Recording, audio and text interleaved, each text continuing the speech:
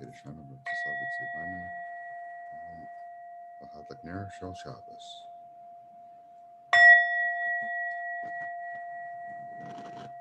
Manialwa kunaya hilunaya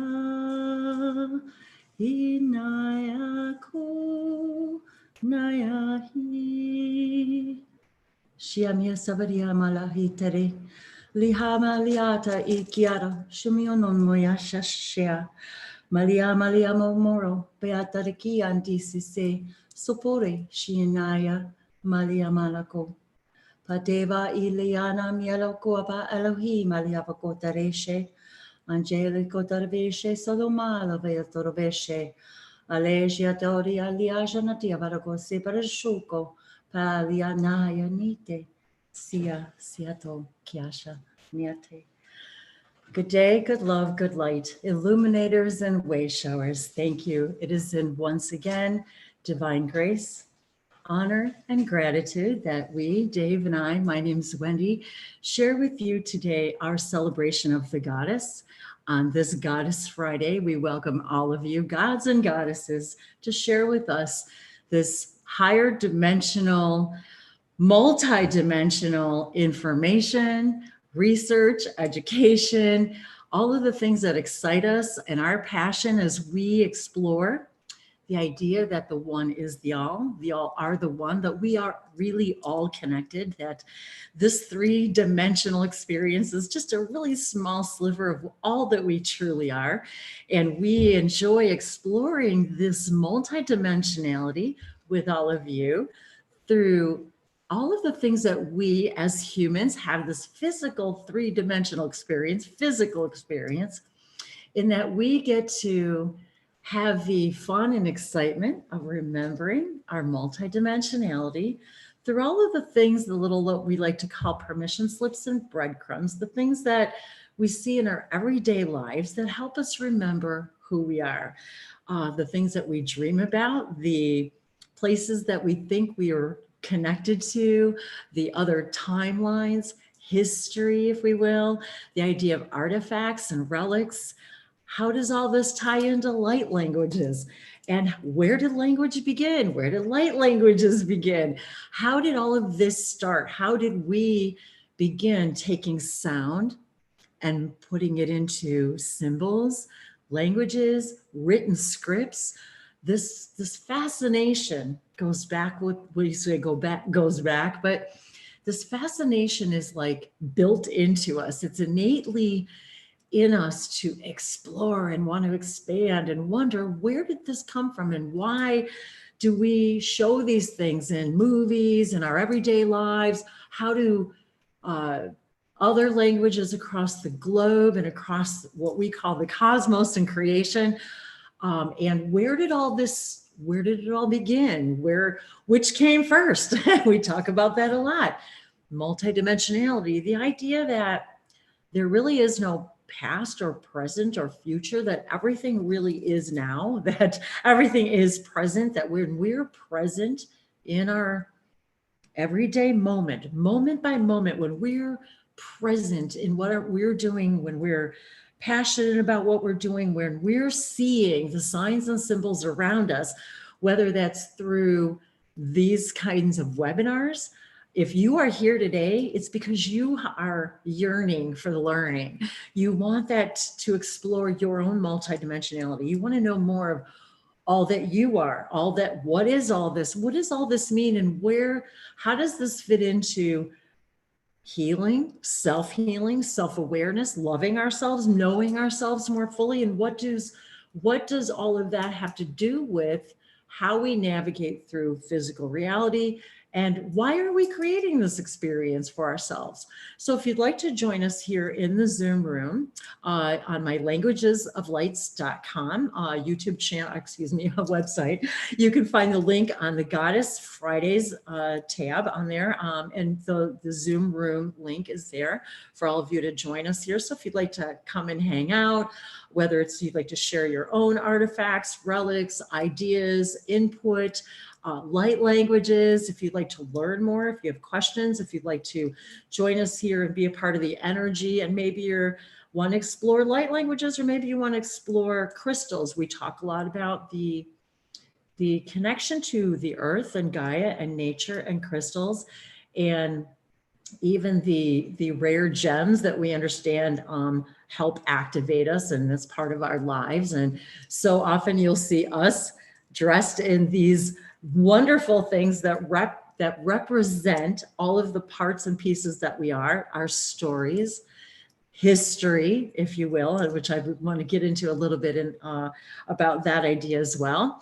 And so throughout the week, and as we go or gather for these Fridays, Dave and I have a lot of fun exploring our own, it's like our own synchronicities, yet it's things that are, we feel passionate about sharing with everybody, because this is, why are we interested in hieroglyphs and pyramids and superheroes and movies and so how do all of these and messages from our angels and the oracle, and how do all of this tie together, and how does it bring us together as soul families? What does that mean? Why do we resonate with each other? Why do we feel an immediate connection sometimes when we meet somebody or open one of these webinars, or you guys join us, and all of a sudden we start seeing other, maybe parts of other lives with each other. We see each other's in our dreams. And so is there something you'd like to share or elaborate right now as far as Goddess Fridays, the lighting of the candles? There's always so much to share, and oracle cards, and we've got animal guides that I wanted to share some experiences that we've had this week. So what would you like to add today? Happy Goddess Friday. Thank you. And thank you. Happy Goddess Friday to all of you, and to bring out the God and Goddess in all of us, and to remind us all that we're here to illuminate each other's paths and remind us that we're all powerful beings. And so we, Dave and I, it's not about necessarily, how do I want to say that, feeding, just light language activations, yet this is all activating for all of us. It's about empowering each and every one of us to explore what these mean to you. How do they resonate with you, and why? And to, when we go out of these hangouts, where and how are you taking this information, and how are you applying it in your everyday life? And and the reasons why we do these things that we do every Friday is to help you and all of us explore more of what we are, and even our everyday lives, and why we do what we do. And the candles that we burn behind us, and the candles, the menorah that we light every week. And we have a King Solomon candle burning behind us today, and a ritual candle. And so there's a lot of things we want to explore today about that idea, and King Solomon and animal guides and spirits. So if you're interested, hopping in the room, please do. I think we've got somebody in the waiting yet? No, not yet. So if you guys want to hop in and share your experiences, or maybe share some of the synchronicities you may have with some of the information that we've been sharing. So I would like to welcome everyone here and remind everyone that regardless of when you might be watching this, this always applies to you at the time that you're watching it. So there might be something for you, even if you're watching it a year from when we're recording it, as there is no real time. Every now is now. Good point. And funny, one of the things that we've been talking about is the idea that you might even be watching this right now, but if you watch it again in 2 weeks, what you get from it might be completely different, because you're going to get what you need at the appropriate time. And every now, the thing that you're watching is going to be appropriate for the now. Well, and that's a good point too. And I'm glad that you said that, because I'll interject that I was, and I shared, as many of you know, I'm very connected to and resonate with the Sasani Shikani energy. And so we would like to invite them here. Yes, we always do. So we welcome all of them and all of you and all of your guides and your team, and the angels, the Elohim, Emily, as they are so lovingly. And your future selves. That's a good Because your point future too. selves will be watching this as well.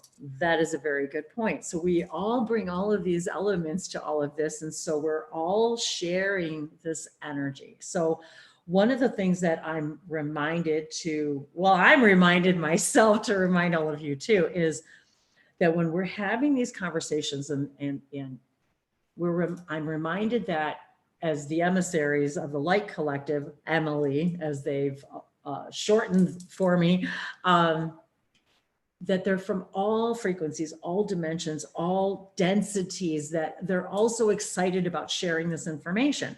And so as we're having these conversations, Dave and I, all of you, we're constantly receiving information from all of these levels and dimensions. So it could be, I want to say, in the same symbol or in the same sentence or in the same light language, say transmission, if you will. There's the potential of it containing all of the frequencies, because this is, and we're going to talk a little bit more about this too, about these are streams of information. So we tend to, as humans, want to categorize and label. So I want to say, though, as I began the sentence, that I have been, as Dave mentioned, no matter when you're watching this, I was again reminded to watch some of the older, as we know time, of the older videos of Elon, Ektar, Bashar clips. Even though we are watching new ones, if you will, these are even though I've already watched them. Hi back and welcome everybody out there in the chat. Thank you so much. I want to thank you all for watching and joining, and always waiting for us as we come online. Thank you so much. I appreciate all of your love and support, and just everything that you guys do. Thank you for subscribing to my website, languagesoflights.com. Dave is always working and starting, we're expanding our content. And so we're always doing new things. So I've seen a lot of you visit the website. Thank you so much. And please do join up, subscribe. That way we can build more content and supply and provide more content that's even more honed in and more personal but yet more expansive that we don't have time to do in just these couple of hours live. And so there's a lot more things we want to do, a lot of very special hangouts. I wanted to thank all of you who have been inviting me on as guests on your channels and in your circles, if you will. It's very exciting when we get together, when we expand. And so the idea is that when we are having these hangouts, all of us are bringing all of us and all of our teams and all of that which we believe are our spirit guides. As today, you'll see we have a lot of feathers on today. Again, there's a lot of that idea of feathers and avian energy but what we've been discovering is, even surprisingly, just yesterday or this morning, is in our research in what were they wearing back in the day of Babylon, and that idea, I was shocked to see lots of feathers and colors, and it had all of these elements. Like if you looked at the dresses on the women, they could be wearing them today, they could be wearing them in Egypt, they could be wearing them as flappers, as we know in our 30s era, 40s dresses. It was like this really, and then superheroes, it was like kings and queens. It was this mixture of everything and adornment, and I was really surprised. I thought it would be drab. It was like anything but drab. So hence one of the reasons that we, as we have explained in these Fridays, we dress this way is to embody this energy, to exude this energy, and to activate it in all of us, to remind us all that we're all part of this. All that is, everything's connected. When we can Google unity consciousness and you're going to come up with all kinds of things. The whole point of this is that we're all always channeling. You're always bringing through information from your guides you, all of us are receiving and sending information to each other all the time, telepathically, through the sounds of our voices, through it's an energy pattern. So I found that by re-listening to, say, these older Elan and Akhtar, these Sasani energies, it is reminding me and I don't even want to say reactivating. It's because everything's now, it's giving me the information I need right now. And now I can hear it through different ears, different eyes, because I'm not the same person anymore either. So this is the whole point, is when, if we understand we're always traveling through billions of millions of potential realities moment by moment, and this is how we create time. If we're always new, and we stay in the now and stay present. And as I'm going to share, and if you guys have, thank you for commenting. If you saw the video I shared yesterday and the blog post of our little owl friend that joined us. Okay, so even how we saw it and how we came about it was because in that moment, we could have let that whole incident pass us by and not be present and receive the gift that avian collective, that messenger, that was to give us in that moment. And this is why you'll find that we cover a lot of ground in these hangouts, because we are multidimensional. And if we see this again, as I was going to show a picture of that as a wheel, and there's been a lot of stuff in our awareness about wheels and that idea of the wheel of fortune and the parallel realities, and seeing the parallel realities as a wheel and us in the center, and all that is as a wheel and connected. So I want to say hi to Jody. Hi, everybody out there. Hi, I just love it when you guys comment and share. And hi, Beck. Thanks for joining us today. Our other multi-dimensional buddy.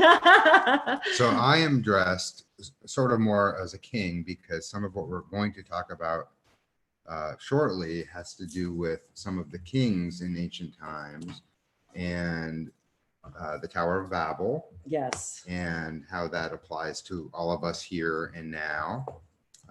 So I'm sort of representing the kings of the different times that were associated with the Tower of Babel. And we also light the candles every week because it's also Friday. And yes. And so we celebrate the Sabbath. The Sabbath, which is Friday is used to prepare for the Sabbath and to honor the goddess.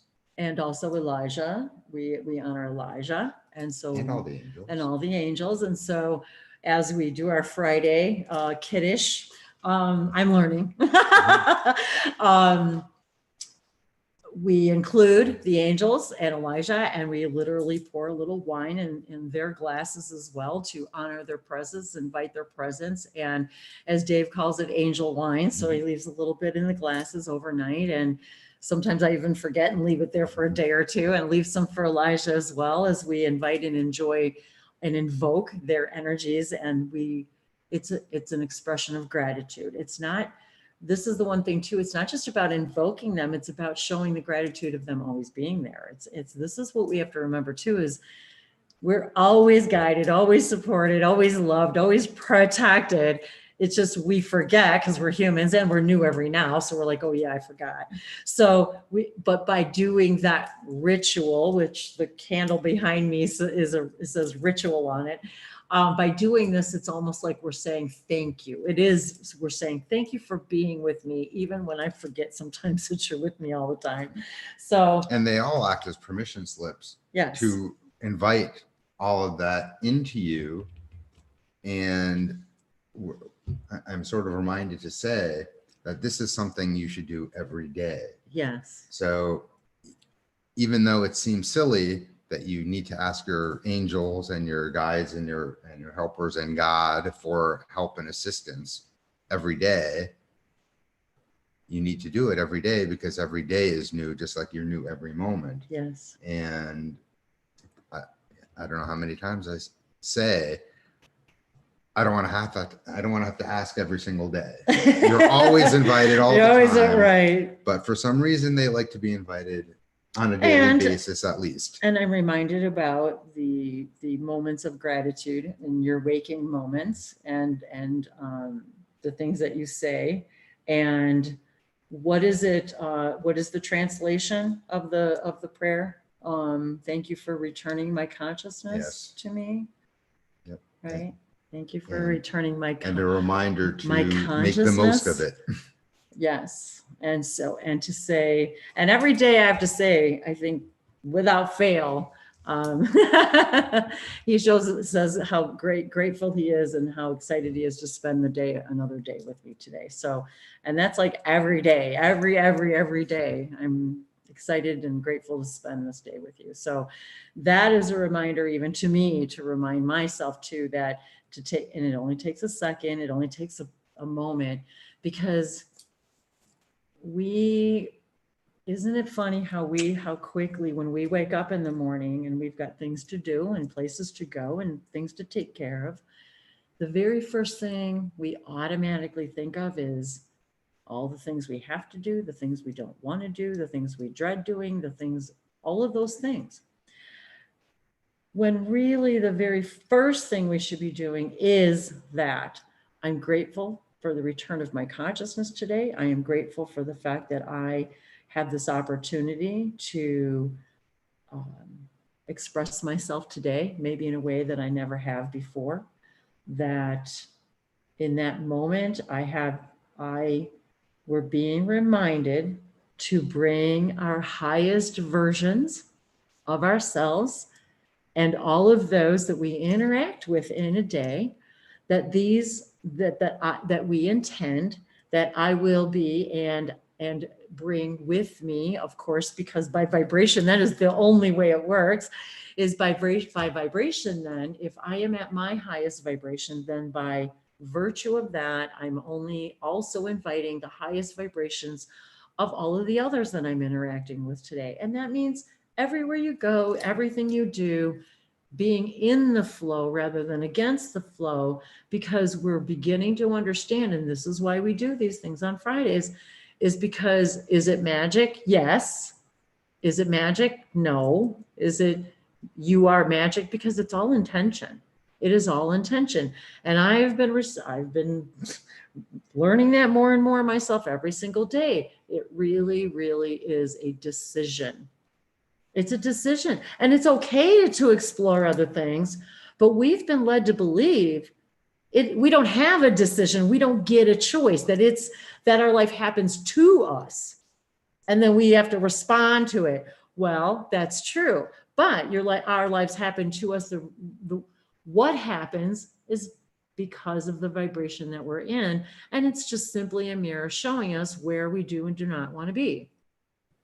So I wanted to go just express really further. So with the idea that when we open up that door of gratitude in the morning, gratitude is the bridge, you guys. Gratitude is the bridge to everything. That when you understand that if all that is everything, and we're connected to all, and you're part of all that is, and when you recognize that and realize that, it makes it real in your life, then you recognize that signpost, the numbers on the clock, the bird that comes into the front porch, the frog that hops by, the blue jay that flies, all of those things, you realize are God. When you recognize that it is in everything and in all things, and we recognize that all things can be a message from anything, from everywhere, at any time, because that's how this works. We see our whole life. We see everything in a different way. Welcome. Hey, Beverly.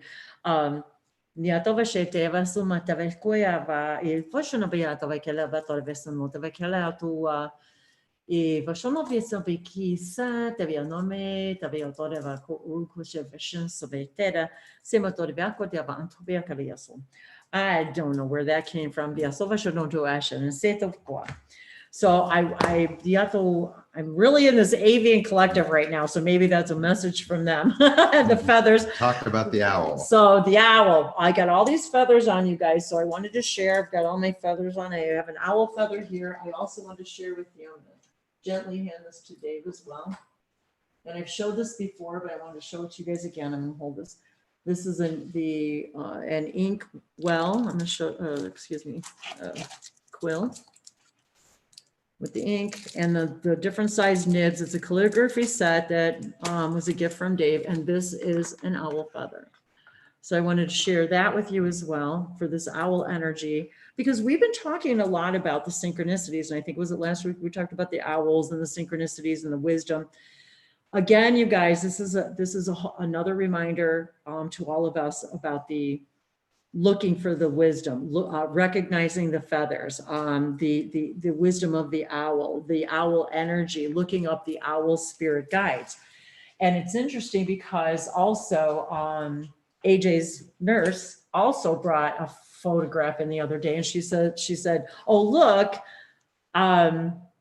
I was driving by and I saw, and two owls were sitting there, and she had never seen two owls together before. So yesterday, was it yesterday morning? See, it's like what time? Yesterday morning, we're sitting on the front porch, enjoying our coffee, and all of a sudden literally this huge ruckus of birds. It was like so noisy, and the blue jays, everybody's going crazy. They fly into our they porch area. Flew right into the covered porch, all these birds, and all of a sudden the blue jay lands on the light above us. And so we look up, and all of a sudden I said, oh my God, there's an owl. There was an owl, you guys, like sitting right on the shutters of the window, literally right above me. I was a baby owl. It couldn't have been, what, about that big? Yeah. And it flew in with the other birds, and then the other birds sort of sat for a minute, and then they left, and that owl sat there and sat there and sat there. So Dave's like, yeah, we'll do a video, take a, I'm like, okay, no, you said speak like languages to the owl. I'm like, but of course. so I'm like, so I get my camera, get my phone and start speaking light languages to the owl. And I do this, quick little video. And it was funny too, you guys, because all of a sudden I'm speaking light languages, and the timer on the video was 444. And I heard stop, 444. I was like, okay. And that was it. It was 444. So of course YouTube always adds a second or minute or whatever. But anyway, so second. So anyway, it was very interesting because of all of these synchronicities with the owl. But it was like this, there was other things going on though that it was like it was a message. Okay, wait though. I forgot the first part. We walked out with my coffee first, and I saw, where is it? First I saw this. This is how it happened. First I saw this tiny little feather stuck to the shutter. So that's what happened first, you guys. Before the owl even flew in. It was already there. Well, but I wonder now, was the owl already there all along and we didn't know it? So I find this little tiny feather, and I'm like, oh my God, this feather, and wait till I tell everybody tomorrow that I found a feather. And so we were like, well, I looked at it and I thought, well, it's striped, and I'm thinking, well, I wonder. And Dave says, well, maybe it's the dove. And I thought, well, the doves are kind of gray, and I don't think they're really striped. And I saw, and then then it wasn't but a few minutes later that the whole thing with it. And I realized that moment, this is an owl feather. And I knew right away because of the other owl feather. Oops. Of course, we can't just have one owl feather. We have to have more than one. Okay, so then I remembered this one. And so if we look, here we go, guys. There we go. So baby owl. So I wanted to point that out, that now the other synchronicity with all this is, how long ago did you get these for me? Back in just November, December, summer, even. So very interesting that as well, that same feather. Exactly. What kind of owl was that? I forget. Well, and actually one of them's the white owl, which I think is the spotted one, I think. And then this, I can't remember I don't remember the exact. So if you guys, if anybody knows, And then this one I love too, because I wanted to point out, it also has an ink bottle in here and the nibs. And this one also has the wax, which we're going to talk about seals. So this was for, if you look at here, this was of course for if you're writing a letter and you drip the wax on to seal the envelope, and then you put your stamp, your seal in the wax. So that's going to be very significant here in just a few minutes as well. So I wanted to point that out as well, that we've been talking about wax, and I actually love soy candles and beeswax candles. That's pretty much primarily all we burn. And so there's the idea of connecting to the bee collective, that when we use the beeswax and respecting the bees, and using their elements in our everyday lives. Beeswax candle. And every night when we burn our beeswax candles at dinner, Dave includes them in the blessing, the bees in the blessing, because of what they bring us: honey. They without the bees, we would not exist. We would have no pollination that we understand it. We would not have the beehives. We wouldn't have the beeswax. It's very amazing how one little tiny creature could provide us with so many things, and yet we fail to even show the gratitude, so Ivan, get out, baby. Samuel is in the house. So I pulled the owl card, guys, and I wanted to share with you this deck, and this is from the Wild Unknown Animal Spirit deck, with our big dinosaur, or excuse me, dragon eye on the front. May you always be on your inner quest. And that's the actual card deck. Abundance, clairvoyant treasures. The owl is a mysterious and otherworldly creature found in folklore from east to west. The white owl, we just talked about the white owl feather, you guys. White candle. The white owl in this particular deck is the companion of the goddess Lakshmi and represents wealth, beauty, and good fortune. And I was reminded of Solomon's treasures, Solomon and diamonds. They said Solomon's was the main treasure was diamonds, and good fortune. When the owl card appears, it's an omen that a boon or treasure is on the way, either in spiritual or material form.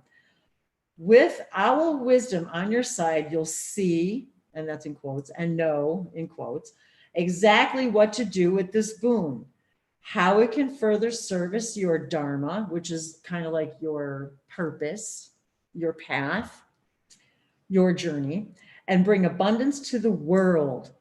Trust that the wellspring of treasures is infinite. When it's in balance, we are generous, trusting, and secure. When it's out of balance, we have money quarrels and feel scarcity, experience scarcity. When it's to bring it in balance, offering. How can we offer our services? How can we offer something to another to generate and close the circuit of abundance? So I wanted that. So this is for everybody. This is a message for all of us and all of you, that is what is being represented right now to all of us. And I also wanted to share on the feathered omen, the messengers, the messenger birds from the spirit world. And I actually forgot, I actually put a feather in the book. I think this is a feather from something or other around here, and I found it. So I just put it in the book. And I wanted to share, first of all, the dove, because the dove has been very significant here as well. We have a pair of doves that hangs out here all the time, and we get to hear the beauty of them all the time. And so as we were talking about the doves, I'm going to show you guys a close-up of the doves and the babies. So there's 3.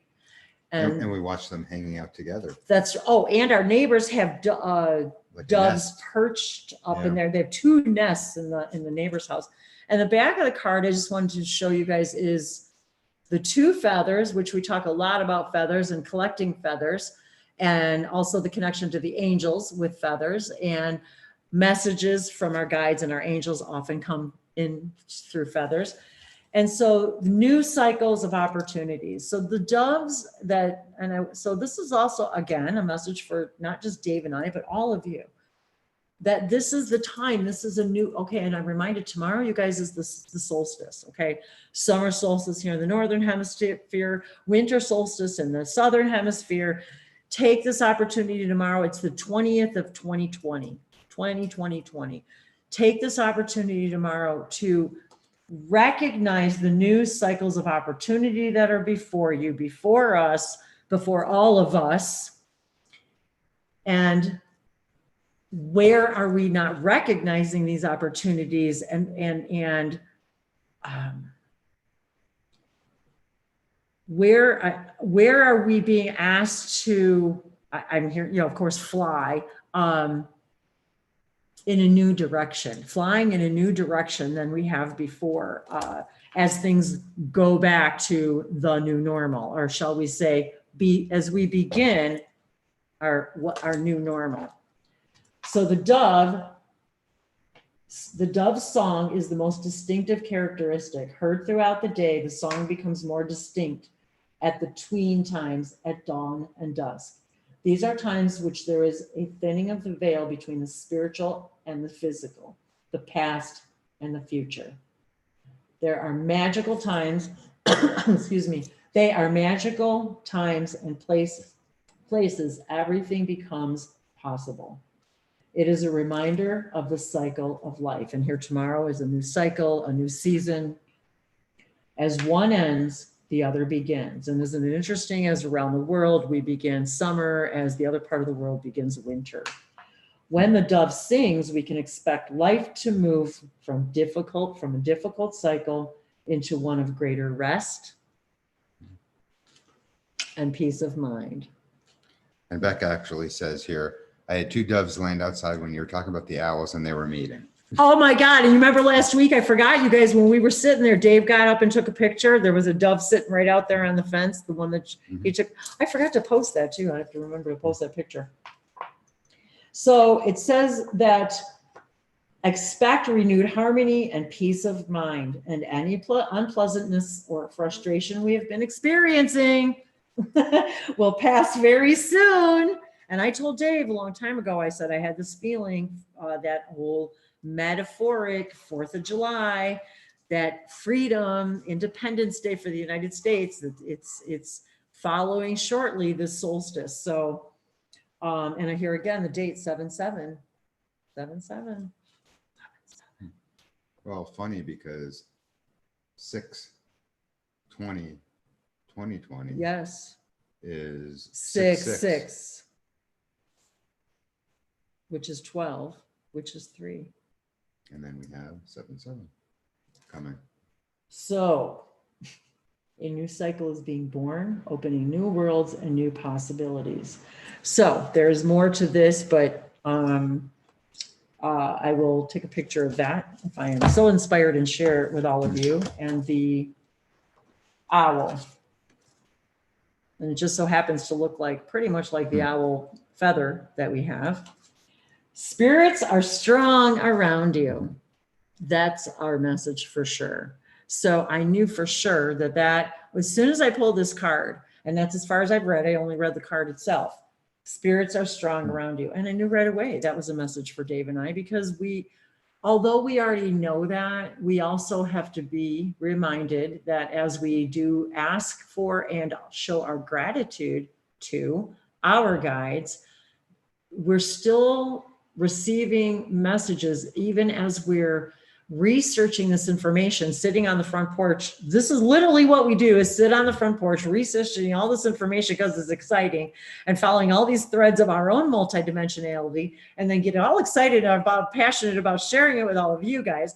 So really we do it for us, but then it turns out to be so exciting we have to share it with all of you. So it's also a message for him and I that spirits are strong around us too, and that we are being guided and supported. And the things that we're discussing, even for our personal lives, the things that we're guided to share with all of you, things that I'm being guided to in my own dreams. These are my own validations that I'm looking for. When I'm asking my guides every day to when I'm asking, I'm receiving the answer. Well, this is part of my answer as well. So spirits are strong around you. The owl has been worshipped and hated throughout the world, but always it intrigues and fascinates. It is the epitome of mystery, magic, vision, and guidance. It is also one of the most ancient signs for spirit contact. Ancient signs for spirit contact. So as Dave and I are exploring these things like King David, King Solomon, light languages, the beginning of language, Hebrew, all of these threads that are connecting, we're realizing that these are our ancient stuff. These are what we use as our ancient, our permission slips for our own connections to spiritual contact. The owl is the silent guide, teaching us to trust our instincts and silent impressions, especially in regards to spirit communication. Trust your instincts and silent impressions. You know, this is the thing that I have to remind everybody too, is like the owl and the feather. These messages that we get, you guys, are not always necessarily big booming messages. They could be as simple and as light as you find a feather and we put the meaning to that. What does it mean to you? What answer were you waiting for? So its appearance now is alerting you to much spirit activity around you. So this is for all of you guys. This message right now is telling all of you the same thing. There is much spirit activity around all of you. It is also a creature of the night, and night symbolizes the darkness within, the places where great secrets and great treasures are hidden. And we've got our treasure box behind us. Spirit is around us, and it's to remind us the treasure, the real gift is the present, you guys. Being present at your moment is the gift. And this message that we receive through this owl feather, it really, as we talk about setting the intention, it really did guide the energy for the day, I would say. And because of this, you will see subtleties that you may not have noticed before. Its hearing is just as acute as its sight. Because of this, when the owl appears, you will hear undercurrents in the voices of others. And what did I just say? I was guided to say by the emissaries as soon as we opened up today about the fact that we're all hearing the layers of information through all of this. Even these sentences that we're reading and speaking, they wanted me to remind you that we're all hearing the undercurrents of the voices of our spirit guides within all of the things that we are talking about and sharing today. And the owl is telling you that help and guidance are available to you, as we were talking about earlier. Sometimes, even though we think we don't need to ask every day, we kind of do, because by asking, we're showing the gratitude of the presence already. But it is still up to you to act upon that guidance. And so this is the other thing too, is that this gives us the reminder that you are empowered to act upon that guidance and to do it in a way that is empowering, in a way that perhaps you had never approached something before. And how can we approach it from that new level of instinct and understanding and gaining this wisdom from this experience over these last few months and all of the above. So as far as the animal spirit guides today, I just wanted to explore that a little bit with you guys. The dove and the owl share our experience. If you haven't had a chance to check out the video and the pictures, we got as good at pictures as we could get with our phones in that spur of the moment, because neither of us wanted to move. It was like, well, it was like reach for the phone and take the picture and take the video while it lasted. And the weirdest thing is, so we were still in awe, like, of the moment.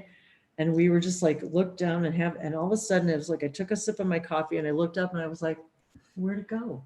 It was gone. It was like, we looked at each other like, did that actually just happen? Did we just shift realities? And now I'm telling you guys, I don't think it could have flown by us without us noticing, but it did, but silently. I don't know how, but somehow we're like, where'd it go? Wait. And then we're like doubting our own. If I didn't have the feather to prove it, I think I would have been like, did that actually just Well, we were like looking at the picture on our phone and we look up and it's like, gone. Where'd it go? Yeah, we're looking at the picture of the, I was like, and then I'm uploading the video. So I started uploading the video and I was like, it was just so strange. So anyway. I'm going to check on AJ. Yes. And while I do that, I'm going to be moving from my seat. And then you could show all the things that we just moved over in the corner that you'll be able to see. Oh, okay, yes. I'm pretty sure the video you'll be able to see. Yeah, you guys should be able to see it. So I wanted to say hi to everybody too. Thanks everybody for hanging out. Just wanted to say hi to everybody in the chat. I'm checking out to say hi to everybody. Jean, hey, I love big fat bumblebees, kind of furry. We were talking about furry earlier today too. I love it. I'm just reading through the notes here. Did you know this? They nest within old walls and places they don't have yet hive to hang out and snooze in. And it's interesting too, because Jessica too, our buddy Jessica Drew, she loves bees, and so we were always talking about bees and beehives. Oh, and the fact that the hexagon too, you guys, the beehives with the hexagons.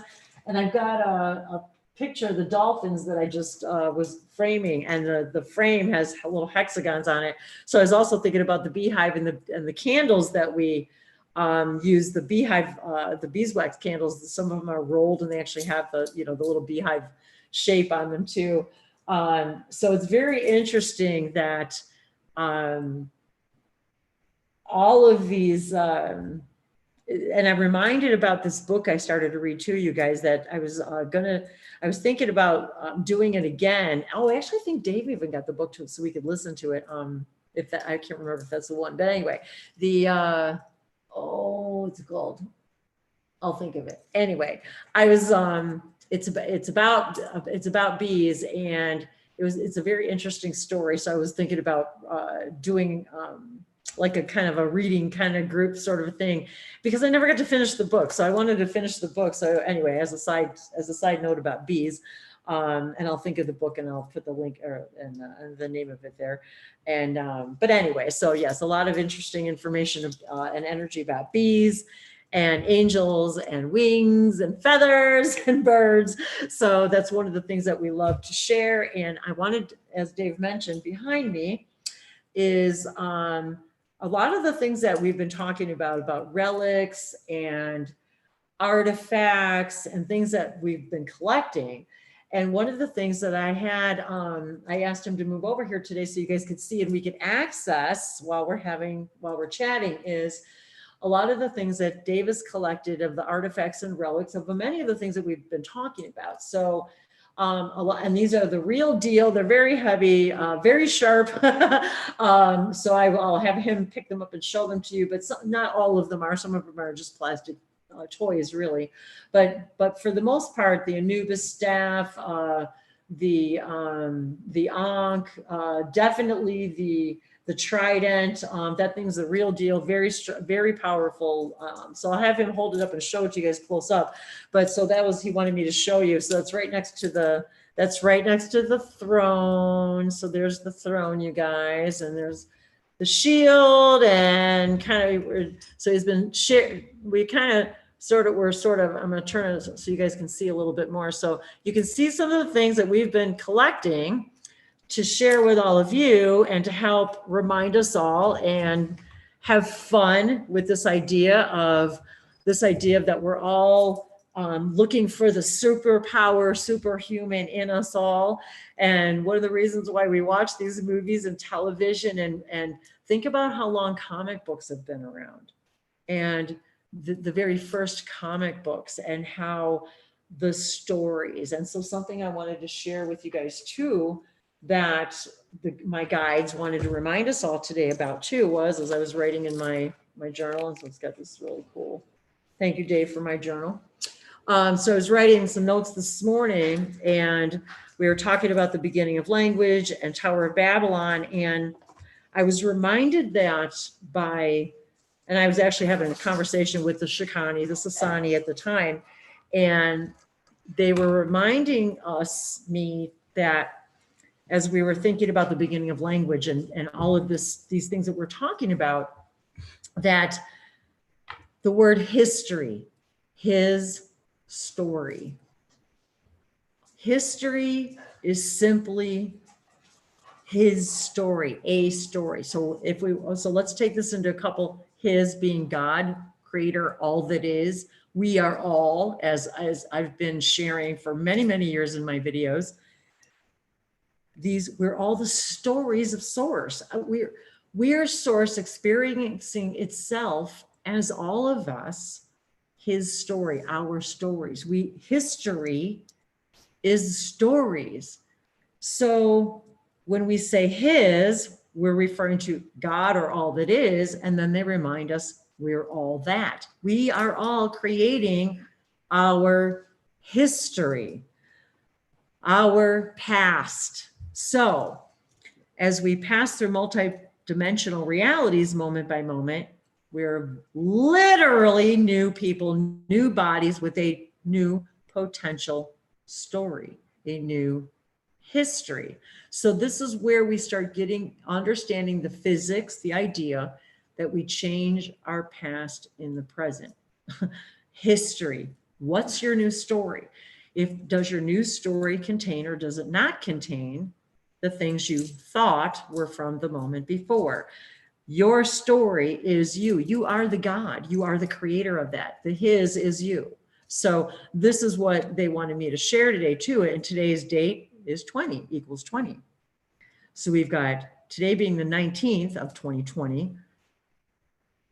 It equals 20, which equals 2, which equals 11. So we've got that gateway number, but that idea of 20, 20, 20, 666. So again, then tomorrow, 6, 20, 20, 20. So isn't it interesting how again, we've got the 222. So if we understand that we're using these numbers and repeating numbers as permission to become more acquainted with our connections with our spiritual guides and selves, that's why we're doing this. And so I just wanted to see if there was anything else that I wrote in here. Oh, and I was reminded too that as we're talking about artifacts, we're creating these permission slips to be used multidimensionally, they said. So, and if you look at the word artifacts, they're the facts that are a work of art, for example. So we have this work of art that we call a fact. It's a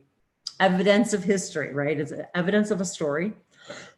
So I was reminded that even as I write in this journal, as I've mentioned to Dave many times, and if any of you are Doctor Who fans, actually, Dave even bought me the River Song Journal and the Doctor Who anyway. So I have a lot of journals, and this one, as well as a few more behind me, were gifts from Dave. And so it's even got a little lock on it and stuff. They're really cool. And all handmade by this company. They actually hand make the paper as well. So I really just love the feel of it, the energy of it. And so as I was reminded, as I'm writing in these books, just as our histories and scripts and scriptures and all those things that we want, even if we go back to Sanskrit and the beginning of language, I'm reminded that even this book is being created by me as an artifact, as a relic, as a permission slip. Like right now, they were showing me how in another life, this will be the permission slip for somebody else to understand more of who they are by connecting to this. And they even said the things that even like fall into the book, like a piece of seed or a blade of grass, or those are the things that we get excited about when we dig up, right? And we're going, oh my God, there's a piece of grass or some sand that we can actually analyze and see what was going on then and what was happening and what is this residue. And so when we understand that we're always creating, we have the ability to create these things in three-dimensional reality in a way we can't anywhere else, but they're to remind, it's almost like how many of us, and Dave and I've talked about this before, where you almost Like you find something, maybe let's just say in a used shop, you know, and you realize it's like, have you ever felt like, oh my God, I left this for myself. Like I brought this into this reality so I could find it, so I could realize this about myself. And so it's interesting how we utilize these things as permission for maybe even another part of us, say in our future, to find our journals and learn more of all that we are. How fun is it when we find old letters and love letters and old people's old journals, and some of them exist in museums now because they're, you know, so that is, so the beginning of work, the beginning of language, the beginning of writing, light language and light language linguistics is something that we really are excited about exploring and sharing. And what does all this have to do with anything? So that's where we started exploring, and I can't remember. Okay. Dave was asked to translate the names of a friend's children into Hebrew. And then he went on to look up what those names meant, the meaning, I guess, the translation. Is that correct? The translation? Yeah, translation. So then I said, oh, I want you to do that for me. And so he took the name and my name and then translated it in, and I can't remember what it was now. Had something to do with water. So because your name in English is not a Hebrew name. Right. There's some cross-reference that uses the meaning of your name from whatever the source is into a Hebrew name. Yes. And so if you were to have a Hebrew name assigned to you, it would tell you what it was, and then the meaning of what that Hebrew name means. And it was sort of splitting of a stream. Yes, something like that. Yes. And there were a couple different meanings, but basically the idea was a stream or a small stream, and there was reference to splitting of water, splitting of the stream. And then you said, of course, water. And I said, yes, but stream can mean stream of consciousness or stream of information. Which, yes. And then we were thinking about the idea of how to apply that idea to light language. And then we thought of when language became split. Yeah, when the Tower of Babel. Tower of Babel. And then I was like, how do we even, there was something about one thing led to another, and the connection with my name led to this idea of that time period and the Tower of Babel. And then as we were exploring it, well, maybe you did, but I did not even realize what that story actually was about. So that's why we got excited about it, because it has everything to do with language, light language. And that's why we were fascinated. We're like, what? Well, so I thought of the Tower of Babel. I don't remember if there was something that came up on one of our searches, but that sort of took us I remember the tower, something about building the tower up to higher consciousness. Well, so then I looked up King Nebuchadnezzar II, who was associated with the Tower of Babel, but it turns out that God told him through dreams about resurrecting all the historical and ancient religious locations. And the Tower of Babel, which was in his realm of kingship, I guess, was one of those things.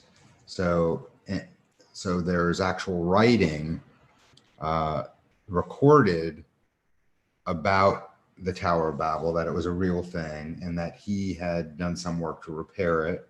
And he actually called it the tower. What was it? The Tower of the Seven Lights? Yes. Which then made us think of the menorah. The menorah. And the whole number 7 thing that we've been talking about every week. And then it took us to the original King Nimrod, who sometime shortly after the time of the flood was the king who decided to build the Tower of Babel. And the idea of getting closer to God and building a tower to rise up, and even if there was a tower, of course, everything has metaphorical meanings as well.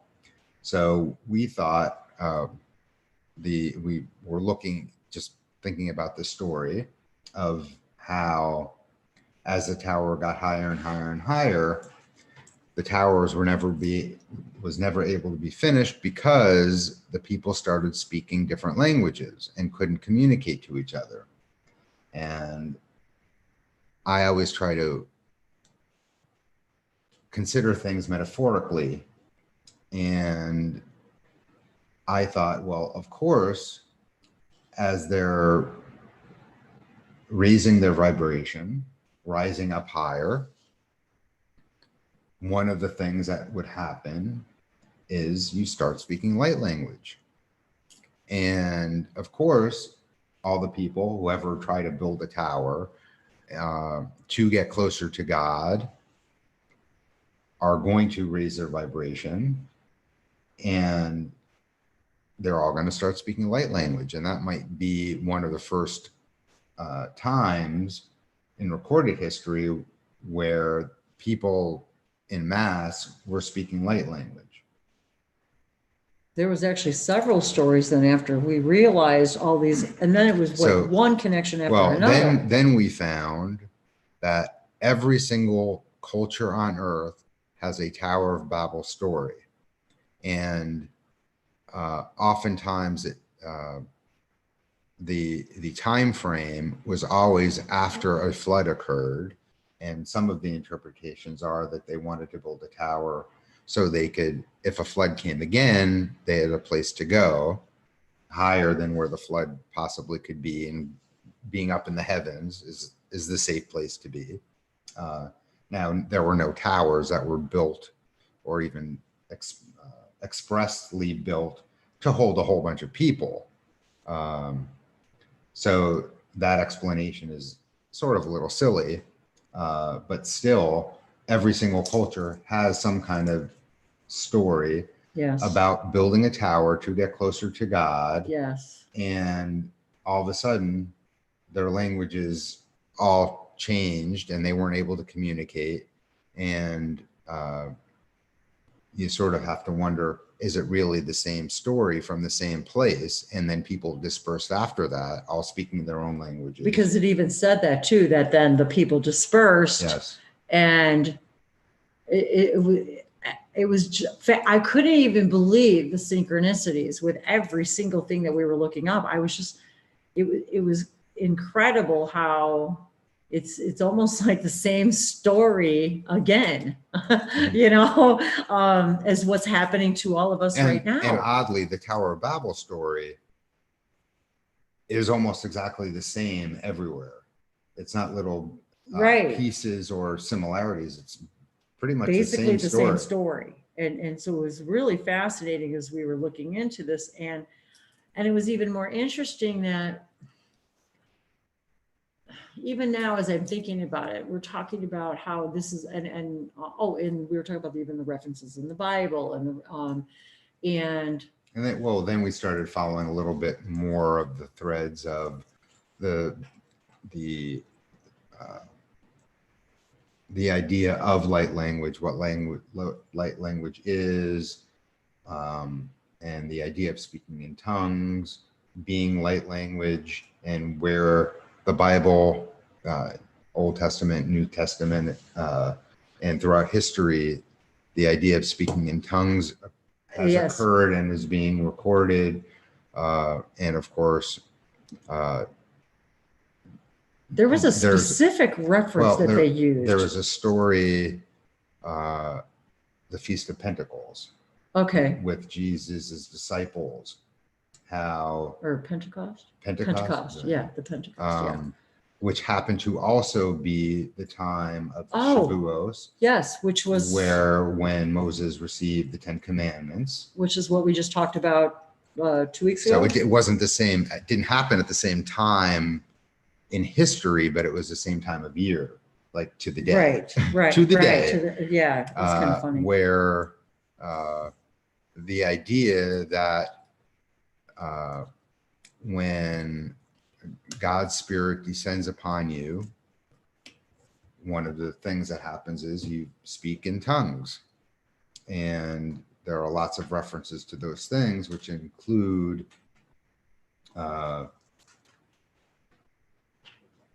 things like even in King David's time and King Solomon's time, and at the time of the temple, there were certain times where I guess they called it there was like a cloud of God's Spirit descending upon the priests or the people, and they spoke in tongues, and how that is literally described as languages of God, and Yes, and the languages of the angels. And what was that word about? glossolalia. We were talking Yeah, about that. glossolalia. Yeah, that. So these are things that are already known, and isn't it interesting that it's all happening again, if that's what you want to call it. So we were sort of associating the idea of what happened in the biblical Tower of Babel story to how so many of us are raising their vibrations now and are starting to speak light languages. Oh, that's what it was too, is that they said in several of the stories, they said all of a sudden, so first of all of a sudden they all started speaking different languages because it was to interrupt the communication between the workers, right? To discontinue building the tower because they, I guess. So later on, the stories were interpreted as saying that God wouldn't want you to be at his same level, so he did it on purpose. But in fact, we find that in different places where people started speaking light languages, sort of all of a sudden, that they all spoke different languages, yet they all understood each other. That's what I was going to say, was Yes. they all were speaking different languages, but yet it didn't work, whatever, because they still all understood each other, even though they were all speaking different languages. So when I started my light language channel, Languages of Light's YouTube channel, that's one of the things that fascinated me the most, that we could all meet each other from all over the world, yet recognize all these different languages and somehow feel as if we know what each other are saying. And so even if we're saying something in light language, the filter of it's almost as if, because there is no, how would you call that, filtering into our own language. And there was so much we read about this too, about all of these people speaking all of these different languages, and yet, and even people who spoke different languages still understood each other. And all of a sudden, all of us right now, are recognizing each other because of these languages. We're hearing something familiar in them. And then we start seeing the significance of the tie between linguistics itself, the beginning of language, and how and then we get into like what we've been talking about, the sacred geometry, and then, but Hebrew specifically, how each letter of the Hebrew language can be found and contained within the star, the double star of David. So, but I wanted to as well. So I wanted to move into also the idea of Solomon. There was something else that we were talking about. What was it about? Can't remember what it was now. Maybe, and I'm also thinking about the seals here too. Well, also just the idea of that King Solomon also had different dreams, and he might have spoken in tongues as well. Yes. And that sort of tied us into the Song of Solomon. Yes, and And the Song of Songs. Song of Songs. The Song of Songs. From King Solomon. Which is interesting because Dave has a Hebrew book filled with blessings and prayers, and I happen to open it to, and all these are very weird, interesting synchronicities for me specifically, but I opened it up and I was like resonating with this particular prayer, if you will, blessing or whatever. And all of a sudden I'm reading, which was in Hebrew, which is all in Hebrew, by the way. And I do not write not in Hebrew at all. So you think. So I think, at least right now in this life yet. And I felt something, like literally could feel something coming. Oh, actually, it's right here. I don't know if you have if it's open to that passage or not, but that way they can see what the book looks like. And the book is actually read right to left. Am I saying that correctly? The back of the book is really the front. Anyway, and it goes the other direction. But I felt something vibrationally happening when I was feeling these letters and these words. And as I'm reading the English translation, if you will, it's the Song of Songs. What I didn't understand was the story and what it was about and what the Song of Songs is about. And it's actually basically like the love story of all love stories. I mean, it's Shir Hashirim in Hebrew, the Song of Songs. The Song of Songs. The song of all the songs. Song of all songs. And so if you guys are invited to share that, but I wanted to show you because it's just so we talk about speaking light languages and writing light languages. So I just wanted to share the vibration of these pages with you guys. I'm going to cover your face. Because I wanted to show you the actual book. And so I typically keep this book open on the altar, and every day as I light the menorah and say my own blessings, and I don't speak Hebrew, but I will say I do say the Shema every day, what I do know of it. And so it's something I just was guided to learn and asked to learn by Dave's father. So, but there was something about this. And is there anything that you'd like to share about that? Or any of this about the Sabbath? I'm looking at Well, yeah, it's just so fun. It's just funny that right after the Song of Songs are the prayers for the inauguration of the Sabbath. Which is? So. So. Would you like to say it or sing it? No. Oh, okay. I'll just show the pages. Okay. All right. I don't know if you can see it. Yeah, hold it up some. So you can see more of the book. Okay. And then, of course, I love that book. I just love the book itself. Oh, there you go. And I did want to just mention about. Oh, I want to show something in there. The too, idea while you're talking. That we're sharing our synchronicities and the interesting stories that we have about how we find the different information. But we want you, when you feel excited about some of the things that we're talking about, to do your own research, because as you do your own research and follow the breadcrumbs that you've left for yourself, that might take you to a completely different place. Exactly. And that's why we get really excited about sharing this stuff, so that we can ignite that passion within all of you to explore these things. And why is it that we get excited about these things? And why are we interested in these stories and history? And how does learning about that now, and I say learning, but I think we're rediscovering, as Cryon would say, forget everything you've ever known about everything, about anything, because you guys got it all wrong and you don't even know what you don't know.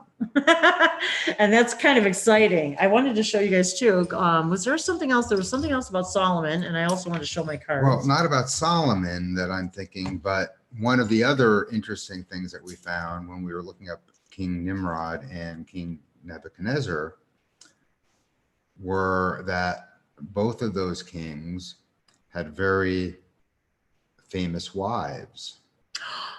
And Yes. King Nimrod's wife was said to be a goddess. That's right. That was it part woman, part fish? Yes, I believe it. Yes, I believe that it was. Sort of like a mermaid. Yes. And I'm not sure exactly how that was determined, but I think it was really because she wasn't depicted as a mermaid-looking creature. Right. But she was accepted as a goddess, probably, you know, a goddess of the water and amongst other things. But when King Nimrod died, she had taken over. And yes. oddly, throughout the entire world, there are things dedicated to her specifically. And even today, when there are women rulers who have a lot of power, they refer to her.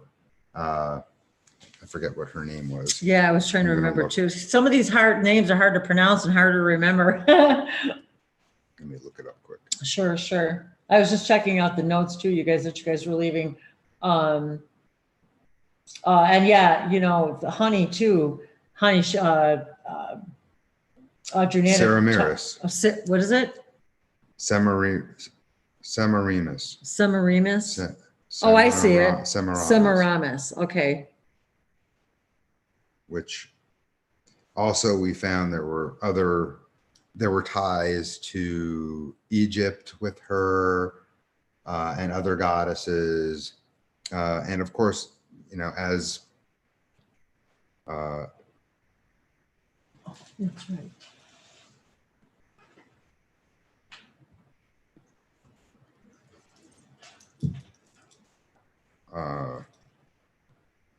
Samur Amat, that was what it was. Oh, okay. In Sumerian, her name is Samur Amat.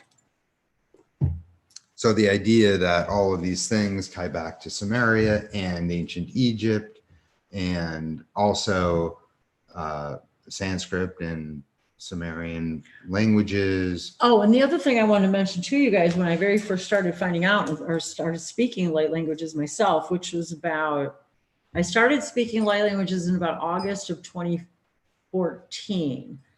And then in January of 2015 was when I made my first video. And that was after getting lots and lots of information and downloads and lots of very, very bizarre experiences and interactions. One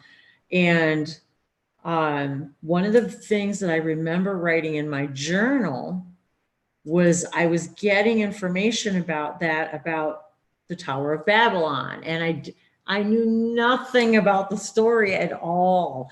And yet I was getting these downloads about just writing it and about writing just writing that name, the Tower of Babylon.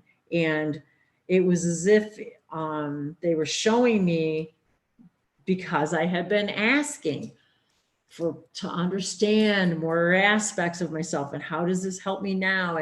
And so it was like, it just came to me one day, Tower of Babylon. I'm like, well, what does that mean? You know, it's like, well, what does that got to do with anything, you know? And and the idea that the word Babylon means, what was that? We looked it up. Of tongues. Yes, something about tongues. If you look it up, if you actually look up I think it's the definition of Babylon. Yeah. Plus too, when we think about when we're babbling, you know, yeah, there's the babbling brook, but babble, talking in chaotic manner, babbling, that's that idea that everybody started talking, all these different babbling all at one time, but everybody was speaking something different, but yet everybody understood what each other was saying. So it was really fascinating. Oh, Nimrod was a great grandson of Noah. So that was one of the other things that And we his- came, yeah. yes, was about Noah That- and the water. And there was all these other connections. I can't remember too how, There were tons. So, just we one invite after you another. to look up all this stuff. Because I mean, we could read everything that we came across, but we would just be reading all day. So that's kind of not the idea. It's to kind of summarize all this stuff too. But that idea that all of us are coming from all over the world, and even as I was going to say about me starting the channel too, was back then, there were so few of us out there either speaking them or talking about it, or even if they were, or people were what they understood. Well, I've been speaking that all my life, right? That we called it speaking in tongues. Or so all of a sudden we all started to understand, well, why do I understand it? Why do I feel emotional when I hear you? Why do we feel emotional when we hear people singing in light language? And I also, I was also looking at, I was just trying to go through the chat really quick too, because I so appreciate it when you guys are interacting. So I wanted to look too. Gate of God. Gate was of the God. Original meaning Of the Tower of Babylon. of Babel. Of Babel. That's of it. Yes, Babylon. of Babel. Yes, it's thought to derive from, okay, yeah, the meaning the gate of God. It's funny, I have the Gateway Oracle deck here too. But I want to see. Yeah, there was something else there. So was the kingdom of Mesopotamia in ancient Mesopotamia. So that's why we decided to look up this morning. I asked Dave, I said, well, what did they used to wear in Mesopotamia at that time? And I was shocked to see how fun they were. I was looking at the notes too. I wanted to remind everybody too on my Isis, speaking of the ties between Isis and gods and goddesses, the back of the Isis deck is a bee, you guys. Well, sort of. It's like it's more like the idea of the, scarab, if you will, that the beetle, but how similar it looks to a bee. And bee, as a matter of fact, honey, that's another thing. Yes, honey is very good for your skin.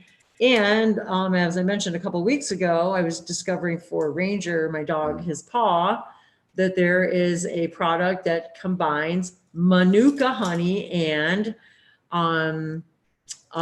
colloidal silver for dogs, well, for pets, for people too, as an aid, a skin aid for repairing damaged skin and for animals for hot spots, the places where their skin gets raw from being on the ground and outside and so forth. So very interesting. And also, as we know, honey also has antibacterial properties. I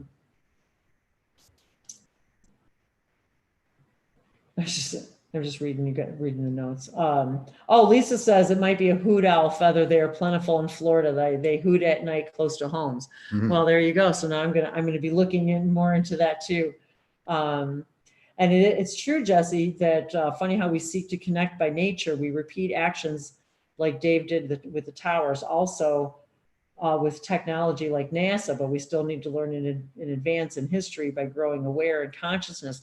Isn't it funny how that's a very good point, you guys? Look at metaphorically how now we're talking about the 5G and the towers and building the towers, but it's still a way of accessing higher information, higher consciousness, different colors of the rainbow, different frequencies of information. Yes.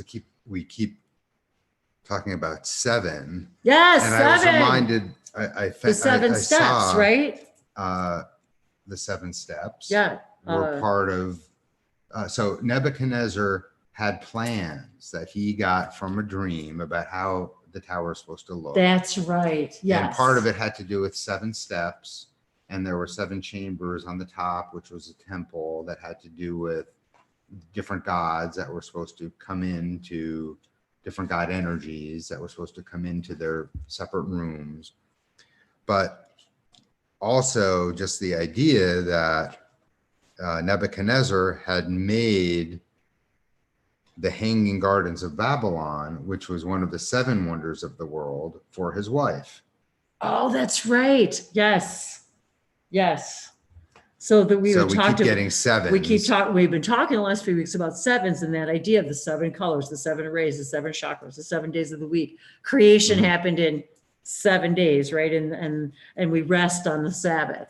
So I just had a thought. I was also reading about I was looking at the notes about the birds. Yeah, I know, Jody, isn't it hard to believe in Jody Runyon? Yeah, she's been there from day one, boy, I'll tell you. Yes, she has. Yes, it is hard to believe. It's been 5 years. It's 5.5 years now, 5 years in January. They made my first video. And even then my guides, the emissaries of the Light Collective, they even said to me back then, you are speaker new, and this whole idea of the new world, the new earth, the new, but there was so much more to it, the beginning, and the connections to all of that. So if you go back and look at my very first video, at the very bottom, it says speaker new, and how that information came to me is a whole thing, a whole story. But so yeah, and so I wanted to thank all of you, including you, Jody, for being a part of my journey. And I'm reminded that, we really are supposed to be in joy, and part of this journey and all these synchronicities that we're sharing is like even me meeting Dave and Hebrew and the beginning of light. I was already talking about and interested in this stuff years ago. And then for those of you guys who remember my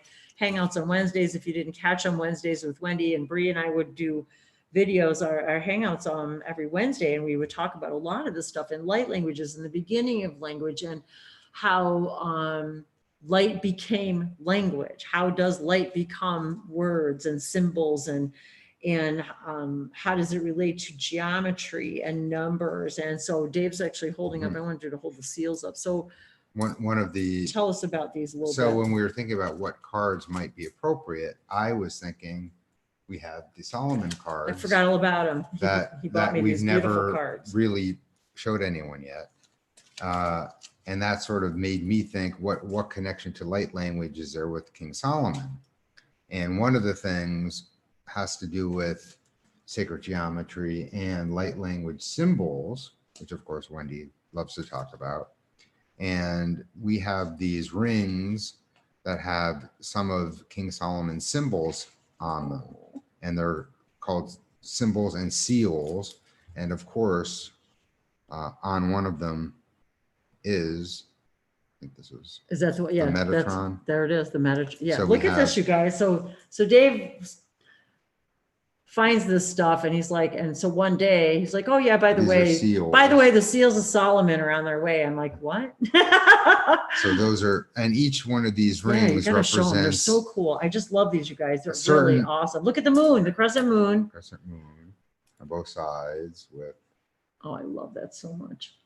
I mean, that pretty much looks like things you would draw in your book. Totally. And look at this, you guys, so the alchemy sign. With planets, or could be elements.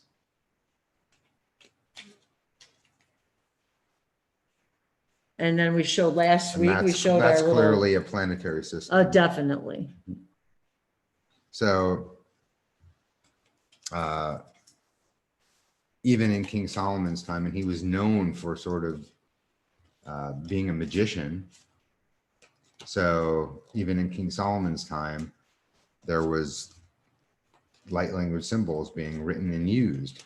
Yes, absolutely. And Jean asks, Wendy, have you received info on the Merkaba? And yeah, we've talked about that a lot, about how, and we talked about this last week too, about Metatron, the symbol of David, the Star of David is literally the Merkaba. Basically, it's 2 triangles. If you look closely at it, there's one up in the cabinet here that we showed last week too. But it's got literally, if you take it apart, it's 2 triangles, one on top of the other, a 6 with the 6 star, the 6-pointed star. Within it is a hexagon. Within the star is every letter of the Hebrew alphabet can be drawn in within the star.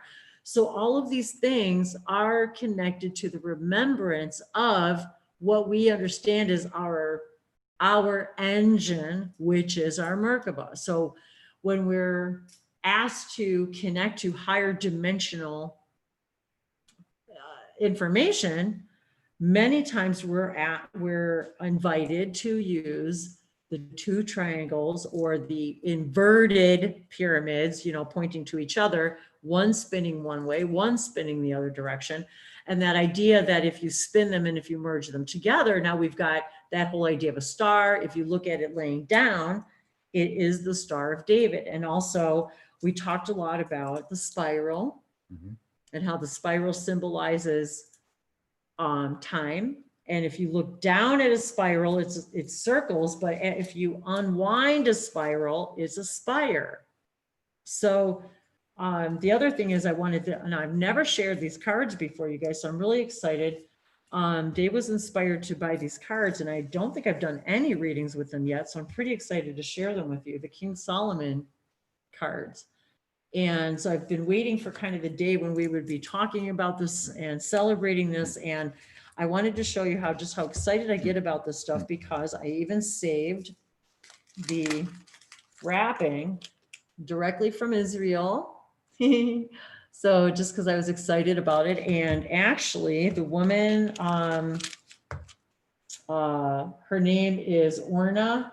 I think it's Ben Shashan. I will, actually, I do have the, I have her website handy for you guys someplace. I just saw it a few minutes ago.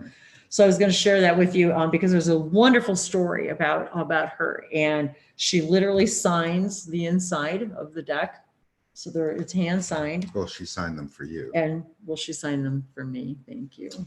Because he asked her to. No, I didn't ask You her didn't? to. I thought No. you said, oh, that wasn't the one you asked her to? We'll see. Well, she signed them for me. I have no guarantees, guys. I thought you really actually requested that. No. So if you look at the back of these cards, you guys, I know they're really hard to see, but boy, it sure looks like light language symbols in the background there. And of course the arrows we talked about last week, and then we've got the symbolism there. So, oh, and look really close. If you look at some of these, you guys, don't they look a little bit like sacred circuitry, which, oh my gosh, some of the alphabets that Dave shared a few things, which we were talking about doing screen shares with you guys too, but there's some alphabet things that you were sharing with me. And there was one in particular, was it the angelic one? Looked an awful lot like the sacred circuits and things that we received. Oh, from Sirius, it's in that drawer. What's today? Today's number 2. So today's number 2. So, and what is number 2 is expand. So if you look at number 2, this is the sacred circuit from Sirius, brought to us through Bashar. Now, if that doesn't look a whole lot like some of the stuff that many of us across the world have been drawing. And so this deck, I'll show you the outside of the box too, because it's cool. And there's actually, I have 3 different kinds of deck, different parts to all of this. And this deck is so amazing because it has so much going on. The artwork, there's numerology, there's symbology. There is so much information going on in this deck. So I'm really excited to invite in this energy of King Solomon, the Tower of this whole idea of the story of the Tower of Babylon, and why would I write this, and why would it come to me? And then years later I start speaking languages, light languages, and this understanding of how many of us are starting to speak light languages all over the planet, and how little we know about it, yet this is nothing new. And there's so many different things that once we all start exploring it, we realize it is not at all a new phenomenon, but a reminder to all of us that we really are, as we all are asking for higher consciousness information. We're raising our frequency, just like building the tower, being closer to God, closer to our spirit world, spirit, our Merkaba, if you will, our energy source, if you will, and using these symbols and cards and ideas these light languages to activate this within us. Yet we're realizing, as I'm looking at some of these old alphabets, I was shocked. These look like some of the symbols I didn't even know these even existed. So I found it very fascinating. This is a thing that says to attract love. Oh, well, there you go. So maybe somebody needs to see it. Needs to but see if that. you also notice that the way the triangles are, if they merge, they become a Star of David. And yes, you separate exactly. them. Good point. So how the Merkaba works and how it spins in the top and the bottom, maybe balancing male and female. And so we're and expanding this whole idea of expansion. This is reminding me too, if you look at it this way, it symbolizes also the infinity sign, that we are all infinite. So I'm really excited to share this deck with you guys today. This is the first time ever. I'm really excited to like I said, the artwork in oops, some of these are upside down, I think. Are they all? No, I guess. Whoops, some of them are. I just can't even believe how intricate these are, and I'm really excited about exploring this deck more thoroughly, because I can see that even as I look at them, there's so much information that even Dave and I will look at it, and he'll see this, and I'll see that, things he sees I don't see, and so forth. So I'm really excited about reading this actually together, because of an hourglass too. Because this is also has. Are these also? Is that Hebrew? No. It's not even. See? Okay. Light language symbols. Wow. That's what they sure look like to me. And actually the calligraphy sets too, that I was thinking about too, a lot of the stuff that I've been guided to do has to do with the calligraphy and the ink and seals, and that idea that we are all, Beck that was here with us, was when she first started, she talked a lot about seals and about how she was receiving seals. And so it reminded me of that we're all like opening the gate, the seals, to higher learning and higher knowledge. Okay,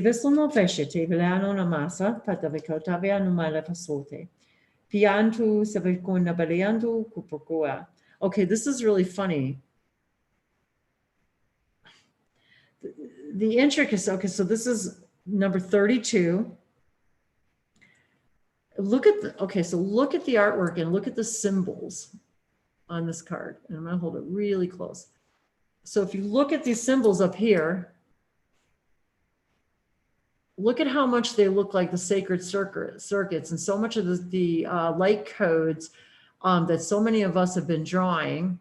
And now if you look at also what I'm seeing here in this picture is almost looks like a film strip to me.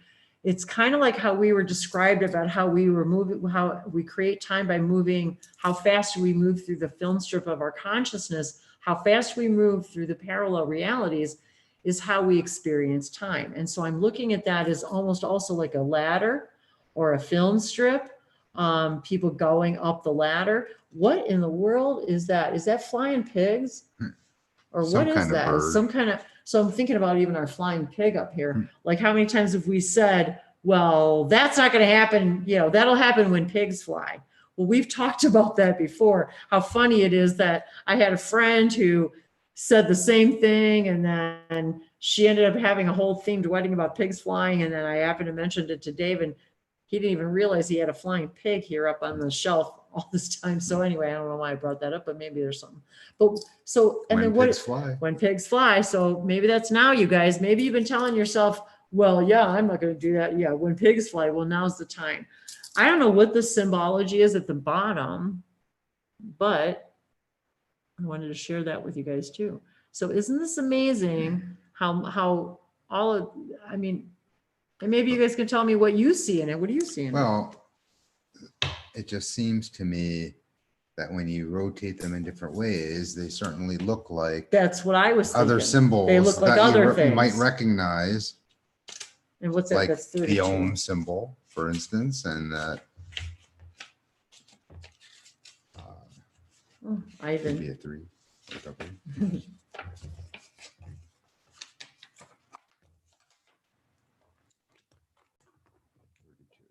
32. Time. Of course. See, what did I say? See, so you guys, I was guided just to explain that this felt like traveling through time and our experience of time. Number 32, time, speed, slowness, timeout. Situation. There's time for everything. No need to rush. Matters are examined in depth while taking all the time necessary. I had a whole download today about that in the shower, about how they said to me exactly that, because we experience this, we can create the experience of feeling rushed, that we don't have enough time. And so as I was beginning to move into the frequency of feeling rushed, they said to me, you're the one who creates the time. You're the one who creates this feeling. Therefore, you create your own experience of time. Understand that if there's something that you need to get done, there will always be time for you to do it, because you're going to create enough time to do it. Something about also taking up less space with the thought, rather than just knowing you're going to have enough time.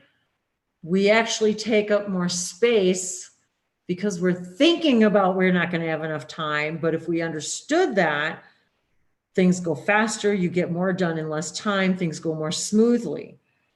So that's exactly what they were taking. And we talked all morning. What did we talk about this morning? About rest, sleep, that, and how did you say that too? That if we're having a new reality every moment, then we really have had all the rest we really needed. And it's funny because we were having this whole conversation about rest and sleep and not feeling rested, and there's time for everything, no need to rush. Matters are examined in depth while taking all the time necessary.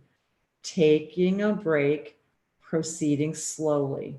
The solution for the situation will come when time goes by.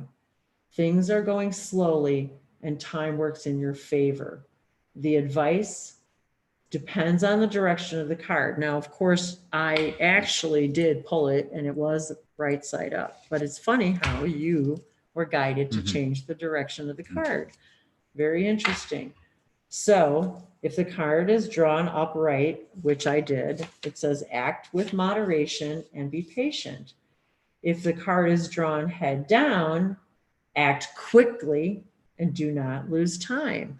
So perhaps this message will resonate. It may resonate different with one of you than another. Maybe some of you are supposed to be receiving this message to act quickly and not to spend and don't waste any time. And maybe there's some of you that are being guided to slow down. You're going to have enough time. Know that if you proceed slowly, you will get all the information that you need. Sometimes hesitation is an action saying, I need more information. So this is a good message. I'm being reminded for all of us who are bombarded with this idea of Mercury retrograde, that it is an opportunity for us to review, re-examine, maybe to bring something back into the now that we began before. Maybe it needs a revamping, re-examining, reviewing, so that when it moves forward, which is just an expression because it doesn't really go backwards and forwards, it's just how we perceive it, that it's a messenger.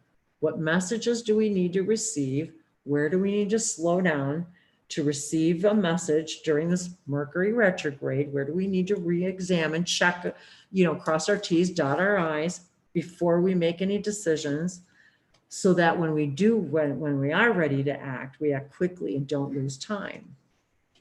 So if this is the case for you, time is pressing and works against you, there's a deadline that you have to decide or act swiftly. And any minute that goes by without action makes the situation worse.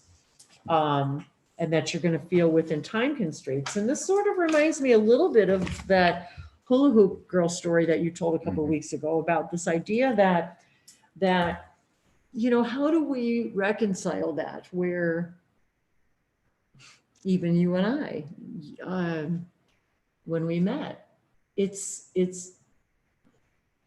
how do you know in that moment when to act, to not hesitate? And how do you know when it's time to slow down? And that intentionally slowing down is a decision. A decision to not make a decision is still a decision. I could answer that very simply. Yes. You have to practice your intuition. So when the time comes and hula hoop girl comes, you do not hesitate. You do not hesitate. And if I'm not mistaken, that hula hoop girl experience happened, I don't know, how long before we met? It was a good 6 months. A good 6 months. I mean, but not a long time, just enough time. I practiced it a lot. So to hear my intuition. did you? Okay, so that's what I wanted to ask you. In under a second, what the intuition was telling me.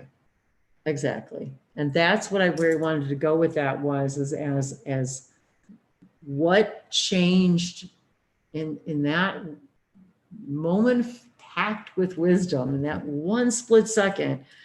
How did that over the next 6 months change you? And how did that, well, it's simple, create a new, when you get a thought and then you start processing it in the brain, you've already passed by the moment. Exactly. Because in Very that simple. point, over the next 6 And months, then you start thinking, yeah, but I should do this, or is this right? Or let's think about the consequences, or do I really want to do that? And let me tell you guys, this guy hesitates on, but it's funny. I should say hesitates on nothing, but also that's not true, because when you feel guided to do more research, then you do. But once you've made the decision, there is no hesitation, second guessing. It's kind of like, well, this is what I'm going to do. If it doesn't work out, it doesn't work out, but I am not going to hesitate. So the funny thing is that that's where I was going with that 6 months is from that moment on, were you consciously then, as situations, circumstances presented themselves, you were practicing that discernment of, do I act? Do I hesitate? Do I think about it? And the difference between the feeling, I guess, of when to trusting your instincts. And so I would just have to say that my trusting my instincts to do the light language event, which Ivan, hey, thanks for popping in. I'm so sorry I didn't get to say hi to you. That in of itself, that began this chain of events for me as well. That it's kind of funny because I actually didn't hesitate to answer the call, do you want to do this event? I sort of answered it, although I did hesitate a bit, because then she was kind of giving me a bad time about waiting, because I was thinking, instead of following my heart, I was trying to think of all the reasons why I should or shouldn't. And yet there was something inside of me that said, stop thinking. What does your heart tell you to do?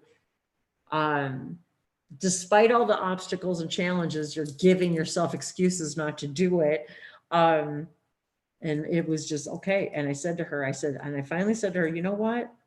I cannot give you a logical reason why I shouldn't do this.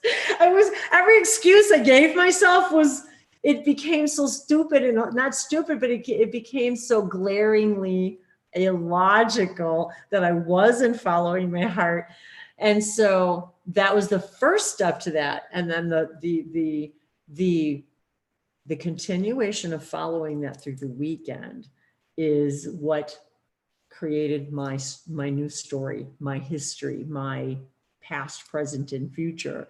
And it very, very quickly, like a week later, became very evident why I was to not hesitate. And yet, and also all of the things that I acted upon during that weekend that I normally wouldn't have because I just didn't hesitate on it.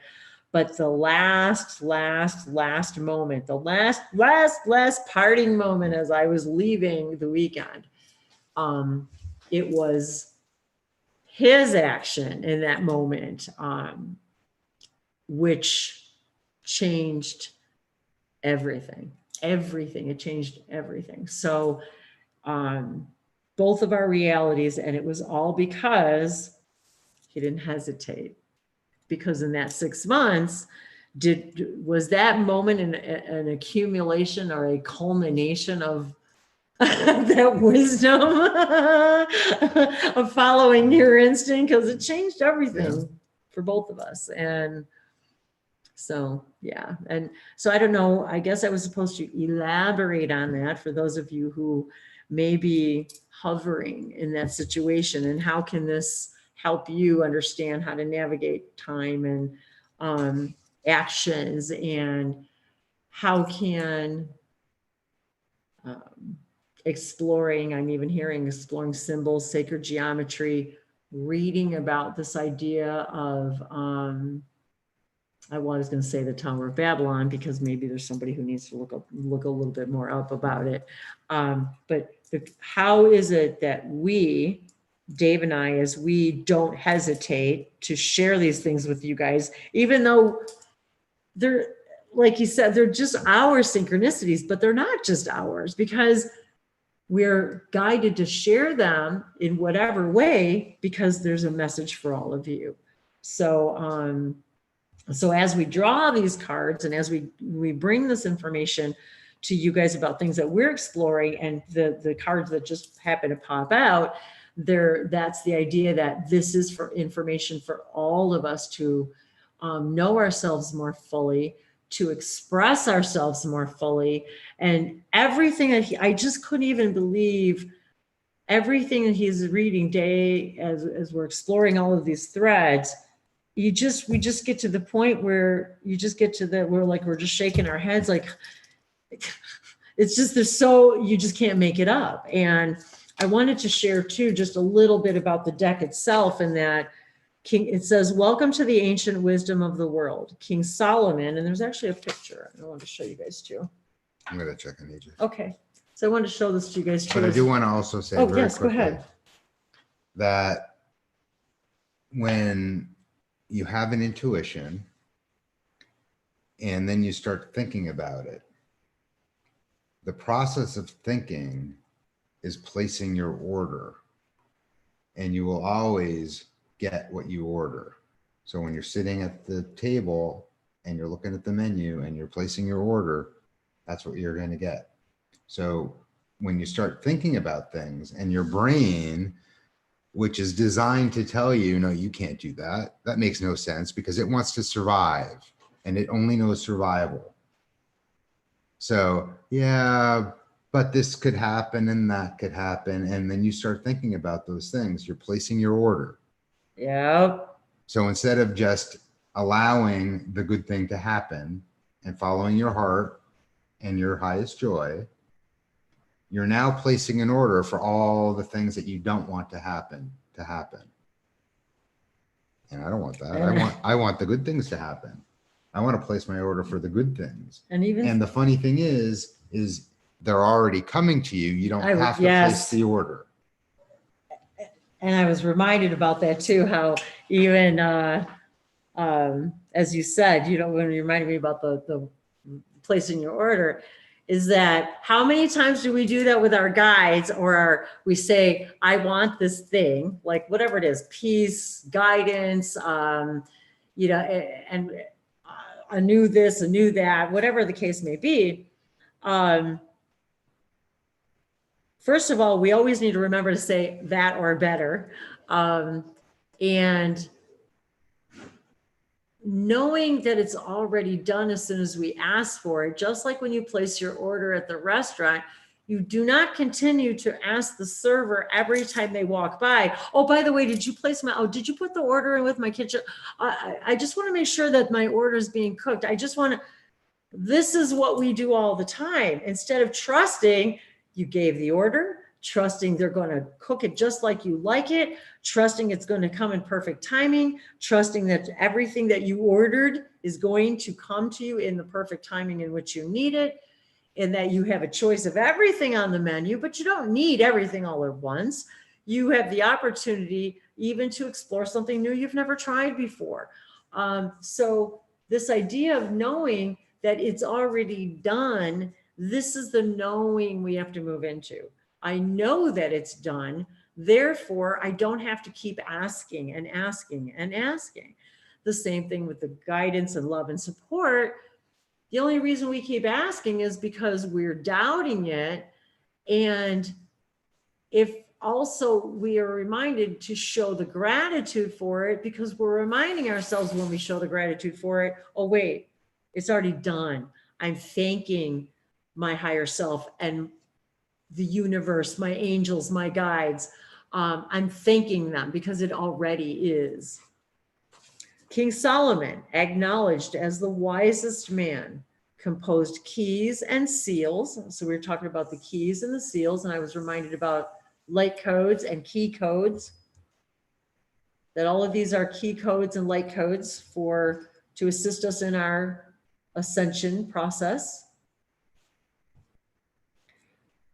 Acknowledged as the wisest man, composed keys and seals known as the most powerful symbols in Judaism and Christianity so far.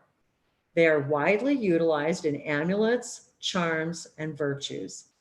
In this innovative set of cards, the seals of Solomon were inferred into major life events and reflect circumstances, attitudes, situations, and personalities. King Solomon cards deliver intense energies derived from the symbols they contain. And I tell you, as soon as I saw these cards, I was intrigued by how incredibly there's so much going on. Okay, you guys. So I just happen to pick up the deck, and what do the first card I pulled, 32, and now 23. So both of these equal the number 5, the center. Today's symbol is expanding from our center. So I'm feeling, so here again, the number 5, the center of our numerological system, how the number 5 represents both directions, and it represents humanity. And look at all this. So we've got, it's hard to even see what's all going on here. All of the symbolism at the top and the bottom, swinging from this higher perspective. I'm really excited about reading these two, that one too. They naturally increase. Okay, this is what the message for everybody here, and this is for you guys. This is why we come together to do this stuff, and why you guys come to join us, because this is what you've been asking for. You wouldn't be here participating or watching this whenever you watch it. They naturally increase the channeling and intuitive capabilities of the reader. All of you, all of us. This is what I've been asking for energetically. I've been asking out loud. We have all been asking as a human collective consciousness, how can we increase naturally our channeling and intuitive capabilities? Just like Dave just said a few minutes ago,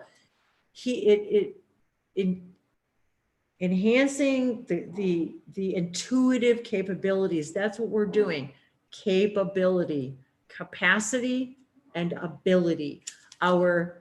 We have the ability and the capability, the capacity to actually increase our psychic and intuitive capabilities that already naturally exist within us. This is what we came to do. The cards instantly connect to the energetic frequency radiated by the reader's question.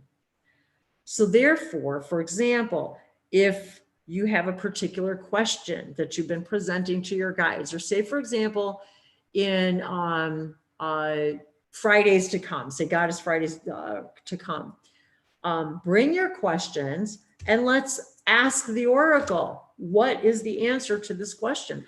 Bring your question and we'll pull the answers from the oracle to see what is the answer to your question. This is part of one of the things that I would like to explore with the oracle, with all of you in these gatherings, not just on Fridays, but all the gatherings that we do. In that if you have a specific question for my guides, the emissaries of the Light Collective, the Sasani Collective, all of the energies and entities and gods and goddesses that we've explored through these weeks on these Fridays, all of those that all of you connect with and feel, to bring the answers to you, to all of us through your questions and through your guides to help you expand and us expand. And so if you've got specific questions that you want to bring to the comments that we can explore in getting answers through the oracle, that's something that really excites me, because I'm excited to see what answers our collective guides bring to you for your question, because it's only going to benefit all of us. A person who conducts a self-reading will benefit from higher levels of accuracy in analysis and prediction compared with other forms of divination. In addition to the seals of Solomon, the cards, so the seals of Solomon are also contained within these cards. So the seals that we were just discussing, for example, on the seals, we will be watching then for these seals to appear on these cards. So that's just really exciting. That's really cool. In addition to the seals of Solomon, the cards also contain letter combinations from the 72 names of God, which I have. Oh, is it this one or this one? So which we will be exploring on another Friday. Which is a whole nother deck by the same person. Amazing cards. Look at the detail in these cards, you guys, how beautiful they are. And here's the back of these. So this is the 72 name cards. So maybe I'll pull one anyway, just real quick before we go today. So from the 72 names of God written in angelic alphabet. Oh my God. So we were just talking about the alphabet and the angelic alphabets and how many of the symbols that I've been drawing all these years and symbols that I draw for people in private sessions, because these are symbols that come from your guides and my guides to help you with your ascension process that I received just for you. Well, that's part of what I've noticed is the similarity in what Dave sent the other day. I think the angelic alphabet was one of the things. So I invite all of you guys, if you're excited to. Oh, yeah, I know. And to look that up too is the angelic alphabet, because I'm shocked. I'm so excited about how I look at the stuff that I've been drawing for years, and then I look up these alphabets I've never seen before. I'm like, how is this possible that I could be drawing things that already exist that I've never seen before? According to the Kabbalah, each one of these sacred names is associated with one of the traits of the divine and conveys unique powers. I want to say that again, conveys unique powers. Am I saying that right? Goetic? Goetic. The Goetic symbols, Goetic, G-O-E-T-I-C, the Goetic symbols that appear on some of the cards are associated with King Solomon's seals and came from the same source. The function The function of all these mystical symbols is to raise particular truths from the subconscious. And I say subconscious meaning, you know, we say under, but subconscious meaning within us, to the conscious mind, and pinpoint on various probabilities of events to occur. So I don't want to get into that description too much because we're getting long on time, and I did want to, I'm really excited about these two because I just wanted to show you guys too the symbolism on the back of these a little bit more closely. And to invite all of you, as we've been exploring all of these weeks, different aspects of all we are, take this time tomorrow during the solstice, whether it's the winter solstice for you in the southern hemisphere or the summer solstice here in the northern hemisphere, to take this opportunity to ask. Sometimes we don't even know what questions to ask. So sometimes we need to ask, and this is, I'm reminded about this from, sometimes Bashar says, and many of the, Dave and I talk about this a lot, how we're so fascinated by the questions people ask channelers, the entities, but we're really surprised about the questions they don't ask. So I'm being guided right now to ask the questions that you don't even know. Am I saying this right? That you don't even know you have the question? How do I say that? So was it Cryon who said the most important question you could ask at any time is, what do I need to know? What do I need to know? Because I don't know. Because I don't know what I need to know. So I guess that's where I'm going is sometimes we ask a particular question and then we want a particular response. The story about the woman who had the opportunity to tell the child as a baby that she could ask, she could answer any question that the baby asks, and the baby would become an adult for a short amount of time so they could communicate, and she could impart all her wisdom on him as a baby. And the baby will get to ask any question that the baby wants to as an adult. However, you can only answer the questions that the baby asks you. And it was just sort of a discussion about how to ask the right questions. But as the story went, the baby asked questions that babies would ask. Why is the sky blue? Yes. So she got to talk about, you know, why the sky is blue for as long as she wanted, but she didn't feel that that was an important question for the baby to start his life with. And, you know, things like, you know, why does your skin feel so soft? Or other similar questions. But, you know, it's important to know that you don't even know the right questions. So the best question sometimes is just tell me what I need to know for right now. Or what questions do I need to ask? Or what questions do I need to ask? But I was just reminded when I was outside with AJ, with the time card and the idea of taking your time or waiting for the right things to happen. When you're thinking that certain things should be coming to you and they're not coming to you. Yes. Yes. The idea that if you're not ready for them to come to you, they're not going to come to you. So the best things are always there waiting for you, but are only going to come to you when you're ready for them and for you to be in a position to appreciate them as best as possible. Well, you and I've talked about that a lot, about why do we find, say, you know, why does it take maybe a lifetime to find just the right thing or person or place or whatever? And we're reminded again, as we were discussing this morning, about if you got what you really wanted right now, would it really be the vibrational, would it be the vibration of the thing that you really want?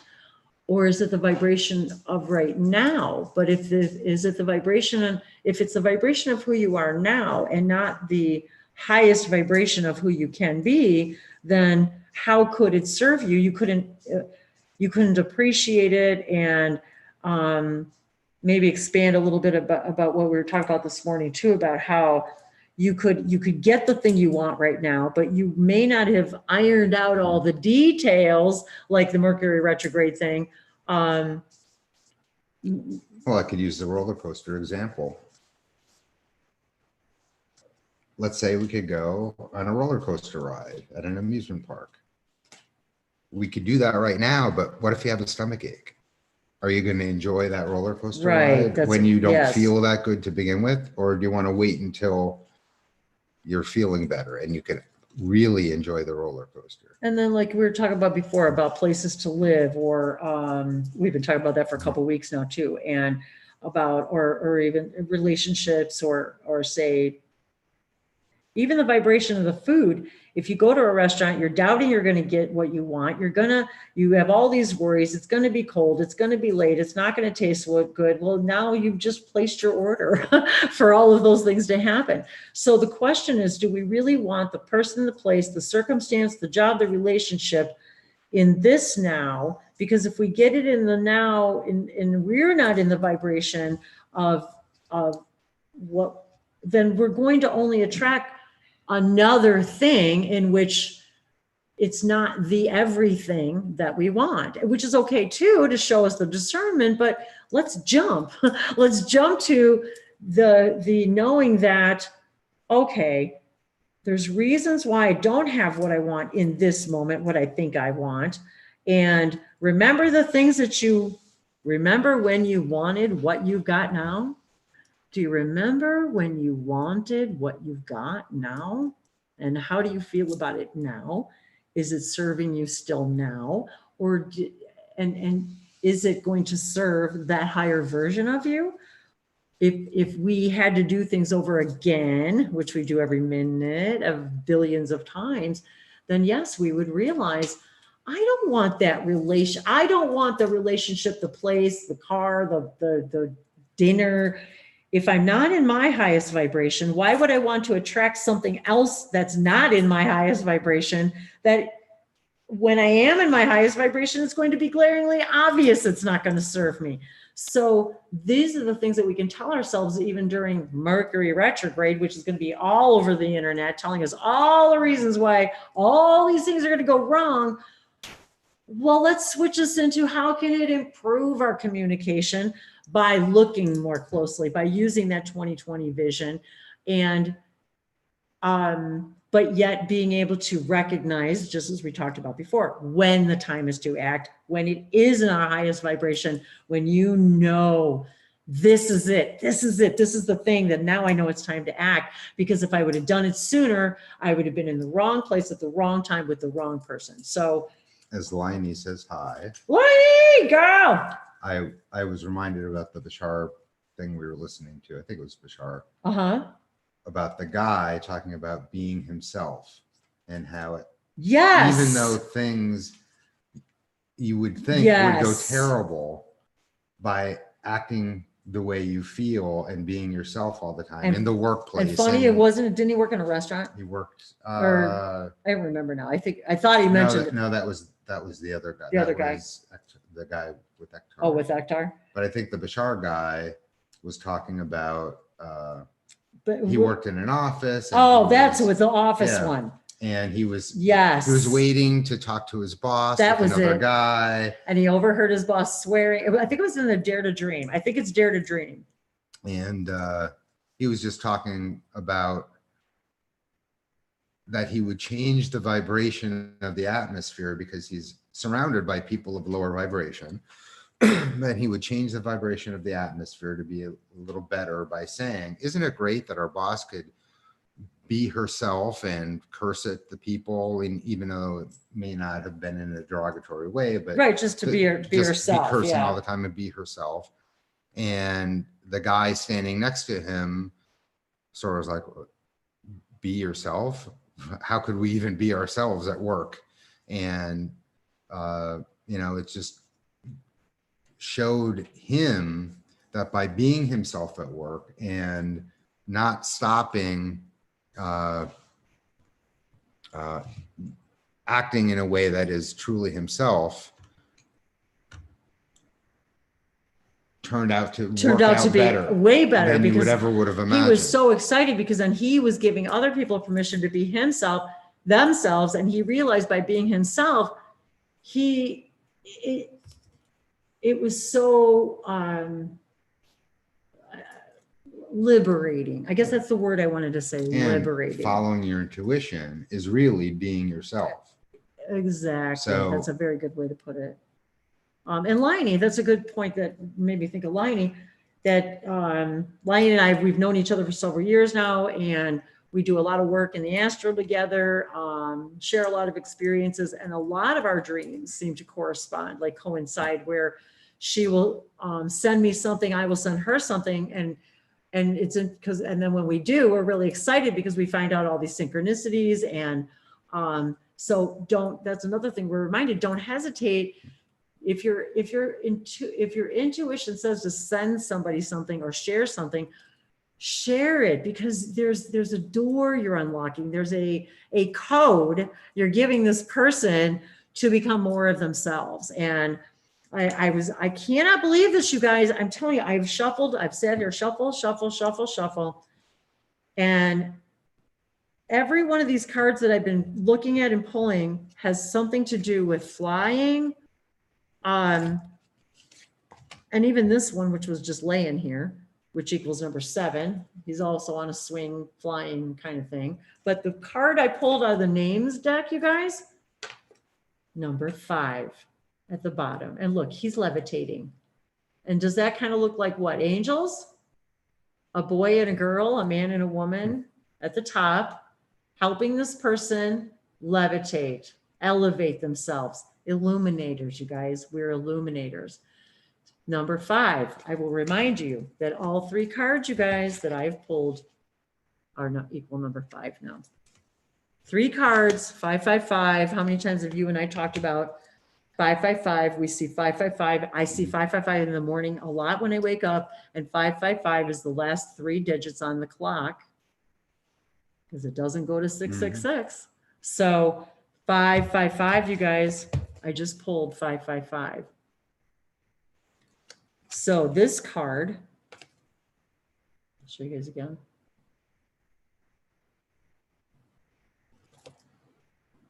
I was just looking to see if there was anything else that jumped out at me. But this whole idea that they're helping him levitate, raise his vibration, this is what we're all doing for each other. 72. That's the number of languages they said at the Tower of Babel. 72. What's 72? Oh, 72 names. 72 names of God. That's what they said. They said it was 72. There were 72 different languages. Okay, you guys. See? You can't make this shit up. Number 5. Mem and forgive me. Mem-he-shin. Okay, I was going to say, tell me if I'm not pronouncing these right. Healing. Okay, this represents healing and recovery. Perspective. Okay, we're coming off of this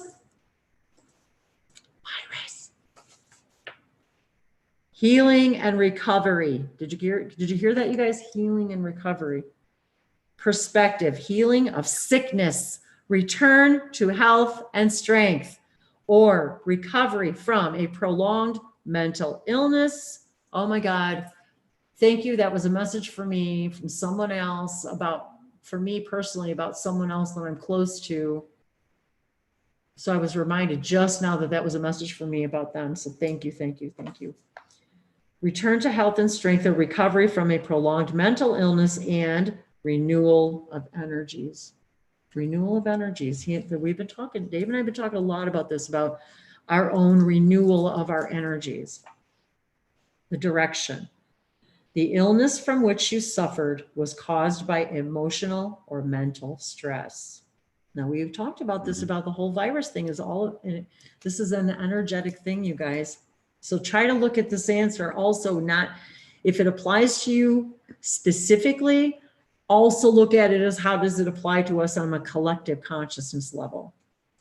Okay, I'm gonna say this again. The illness from which you suffered was caused by emotional/mental stress. Every disease comes with its healing potential.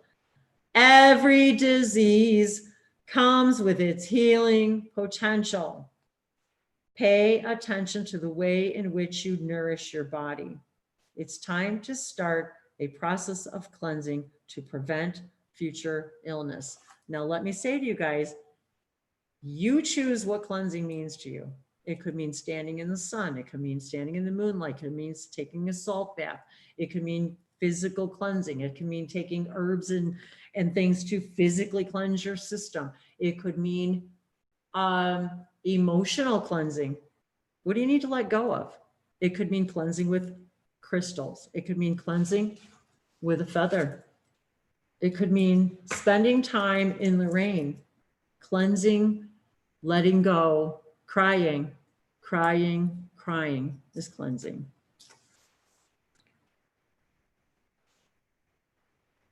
You may, and I will say, I'm going to repeat this. It's time to start processing the cleansing to prevent future illness. Let me go back and say, it's all related to energetic, emotional stress. Everything is dis-ease. Your lack of ease of something inside of you about something you believe, a lack of ease of some form. So the question to all of us, you guys, is to prevent future illness, how do we cleanse our energy, our thoughts that cause disempowering beliefs? This is, and when we say to prevent illness, it's to prevent being ill at ease in your own skin, in your own body. That's what this message is about too. Not just about the physical illness, not just about this virus, it's about how can we as a human collective let go of thoughts that create beliefs that are not serving us. That's what creates illness, is when you're not being loving and authentic with yourself. You may need plenty of rest and do not burden yourself too much. The bottom line, reconciliation after a tense period. Isn't that what's happening, you guys? We're all reconciling after this intense period will bring calmness and healing to your life. A medical treatment will prove to be successful and will solve long-term health problems. That must be a message for somebody. And I also want to say medical treatment is, they're also telling me to use the word medical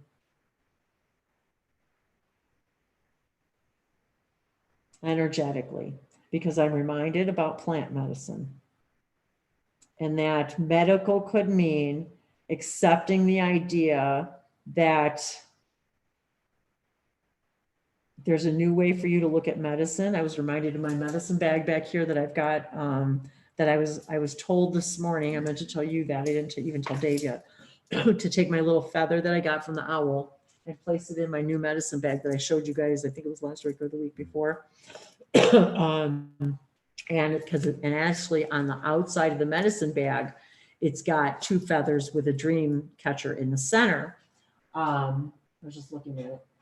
I'll grab it in a second, but to place that in it. So something's telling me to tell all of you to start your own medicine bag using whatever you feel. Now you see, I use this, I call this kind of my medicine bag. And as you can see, I've got it adorned with all different kinds of things that remind me, and actually, I was going to show this to Dave. This was a gift from, I was telling you about, my girlfriends used to buy me, and it's all scarabs, you guys. Scarabs, that Egyptian, I forget what the actual Egyptian name is for it, forgive me. But as you can see, I actually keep my healing crystals in here. So when I go to do a private session with somebody, I pull things out of here. I've got my healing bag crystals over here. So I keep a lot of these things in here just as reminders. And I wanted to share this with you guys. I found this in the drawer. So, and it's got a crown on the top. keep calm, and sparkle on. And these around the circle remind me of I looked up today, I asked Lexi what it was the crystal associated with King Solomon, and she said diamonds. That the mines were filled with diamonds. So this reminds me. So you guys keep calm and shine on. So this is really excited. I don't know. I heard AJ yell, so I don't know. Maybe he knows something about this. He might be behind. So yeah, or maybe he's hollering about something else.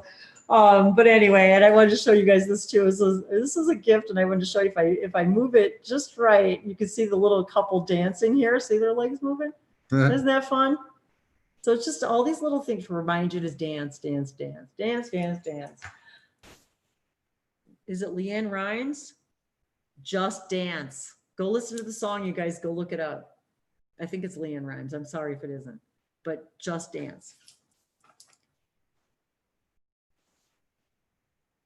So I wanted to come back to that idea.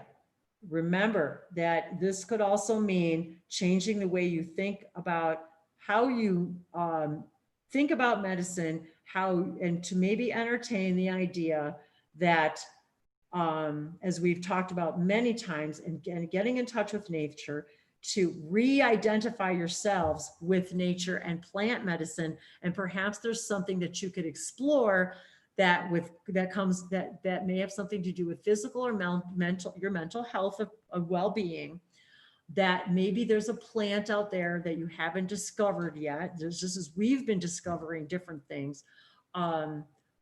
Perhaps there's something out there that you've been hesitating to move forward on.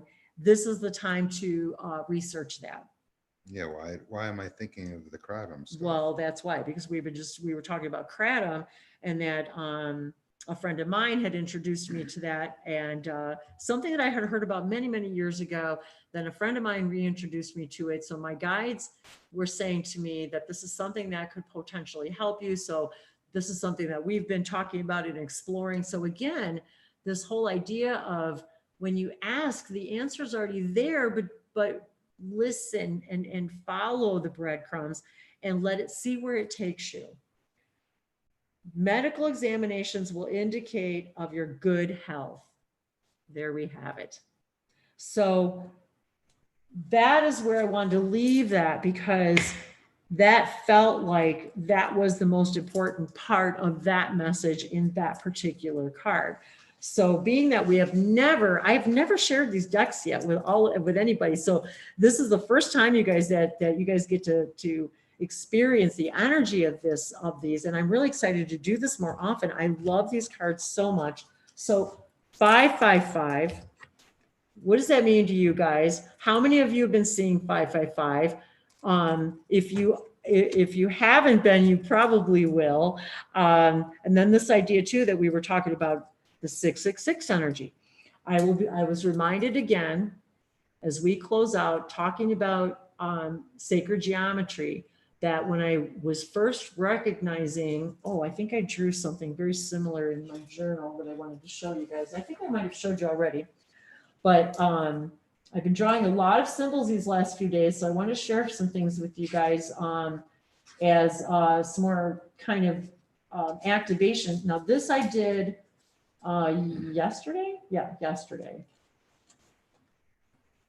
So I'm going to show these to you. Sorry, Dave. Mm-hmm. So as you can see, I wanted to show Dave this too, because he hasn't even seen these, that this also was representing, when we were discussing yesterday, the Tower of Babylon, 7 steps. the 7 steps. And they specifically told me the foundation and the 7 steps. And then as you can see, there's some, I'll let you guys interpret whatever you want to interpret out of that.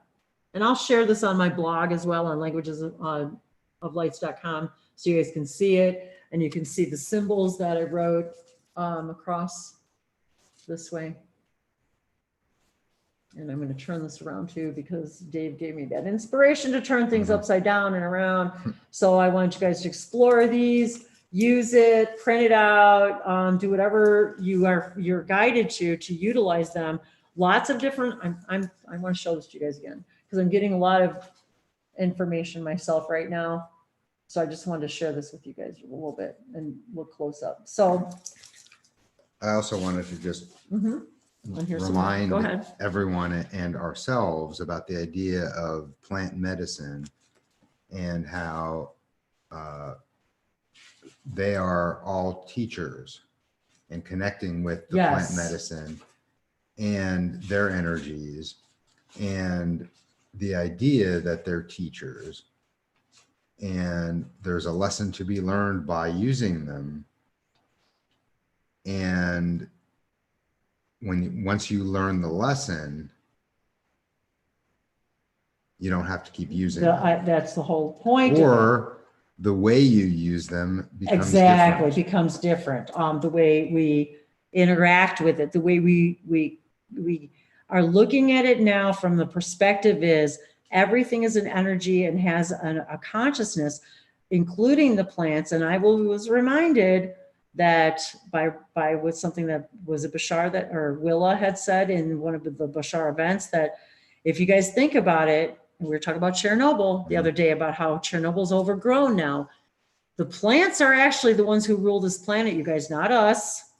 The plant world is what rules.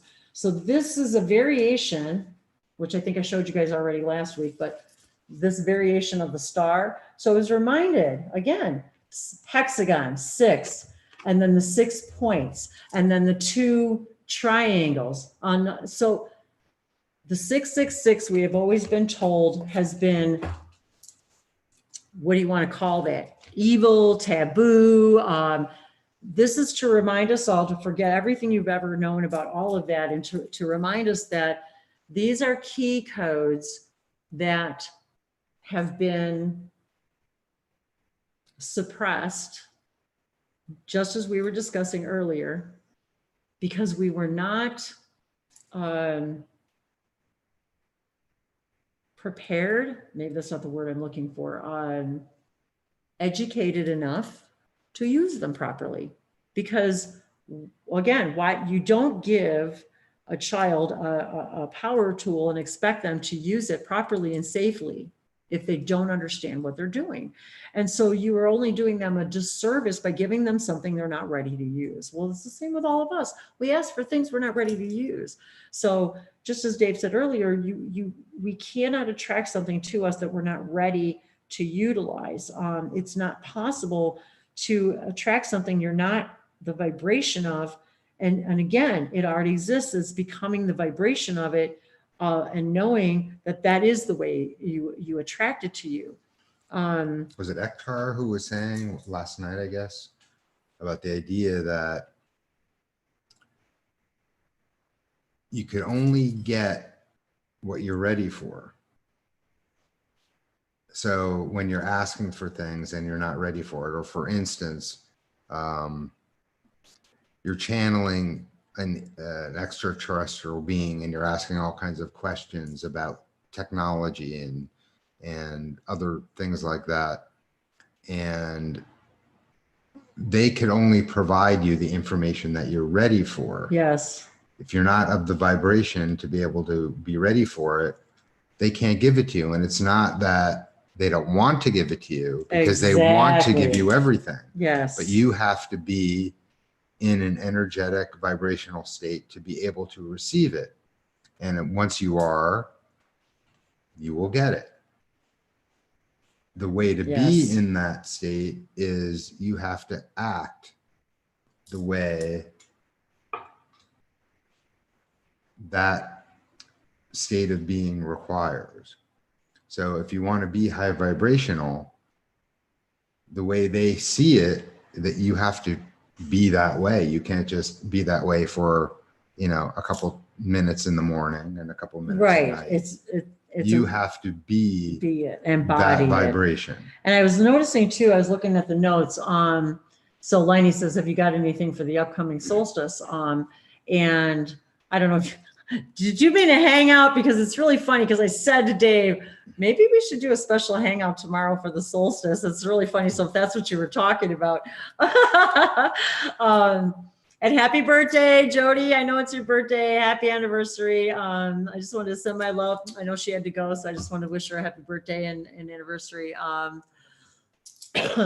Earthstar Village Ivy says, yes, our immune systems function better when we're in alignment following our greatest joy and excitement. And that's absolutely true, because you don't age, you don't get sick, because you're at ease. You're in the vibration of your highest joy and excitement. So you are automatically not going to contain any disease. And I will also add that in my own exploration for being harmonious with nature, we'll see these little flies flying around. One of the things I want to mention about plant medicine is one of the things that in my effort to be in harmony with, but yet also, keep them at bay, if you will, is the introduction of essential oils, making my own sprays. I wanted to reiterate that again, just looking up things that repel things like mosquitoes and flies. And so using essential oils in the house as medicine, meaning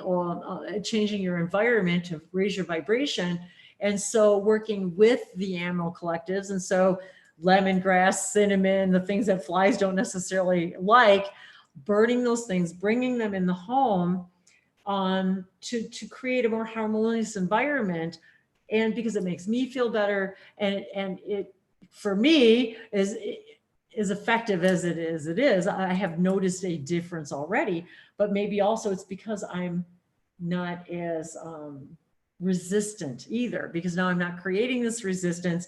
I'm working with the environment instead of against it. And so thinking about bringing in plants and plant medicine, we have to remember that we can also plant plants around our home to help facilitate these things. And we've brought cinnamon and cinnamon chips and burning cinnamon. And so this helps boost our immune system as well, as we've talked about before. Jessie just says she was feeling the need to purchase medicinal plants just 2 days ago. So it's very interesting, because I was talking to Dave too about the other day, we were talking about, I had this idea, of buying an aloe vera plant.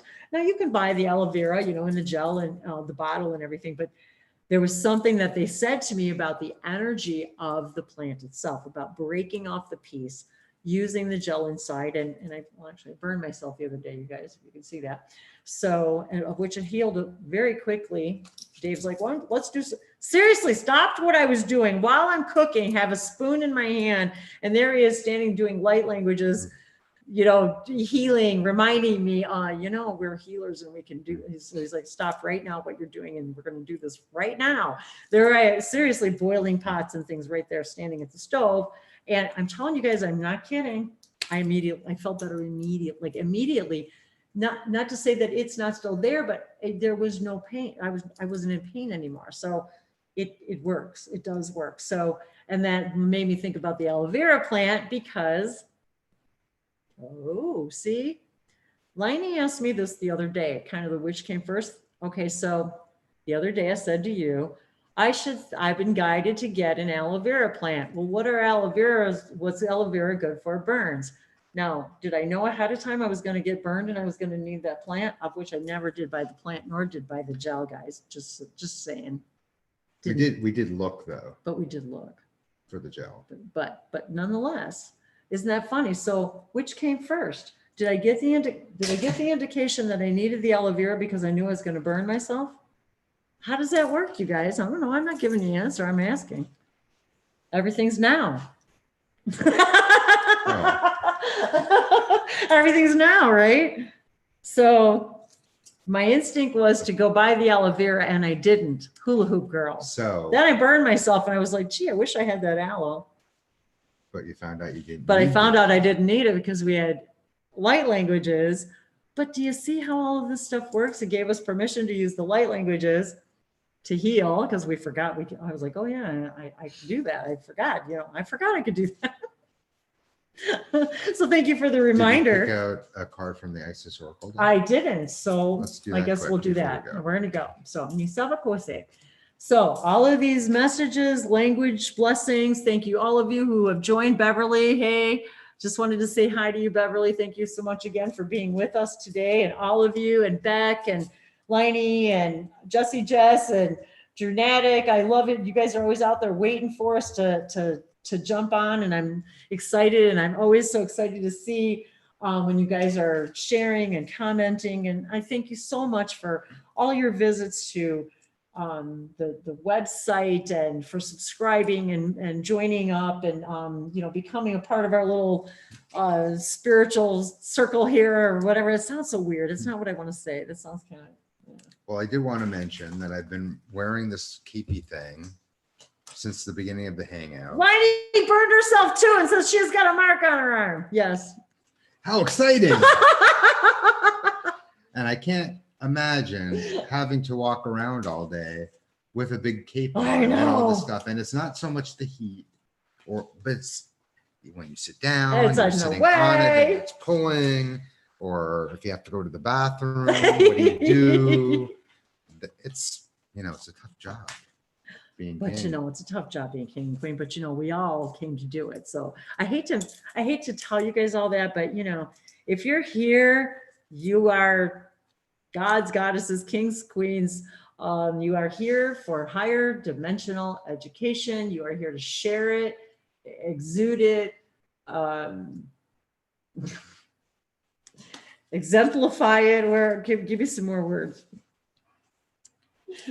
Amplify. Embody all that is. I like that. Save us all. So this is the deck that we're just showing you guys again, the Isis Oracle deck. And it was interesting how even in our explorations of all of this stuff with the things that we've been researching about the beginning of language and things like that, how many times, I don't care how many ways we go about it, somehow, some way, doesn't everything always seems to circle back to Isis? I don't know how, don't know. And Osiris, and I was showing everybody too, as you were breaking earlier, and we'll share close up, you guys, in some more Fridays. That's why, I guess. Guess that's why. I was just like, all of a sudden I didn't even look at the cards, and I'm looking behind me at the artifacts. Feathers, look, you guys, feathers in her hair. She's holding the Ankh. Look at the dial. Time, we've been talking about circles, time travel. I just got done saying circle, spiritual circle, key of life. And the wife of King Nimrod, who made the Tower of Babylon, also had association with Isis. That's where, so thank you for bringing that. And look, and I think key of life, you guys. King Nebuchadnezzar, who helped rebuild the Tower of Babylon and one of the seven wonders of the world, his wife also, and look it up, but his wife also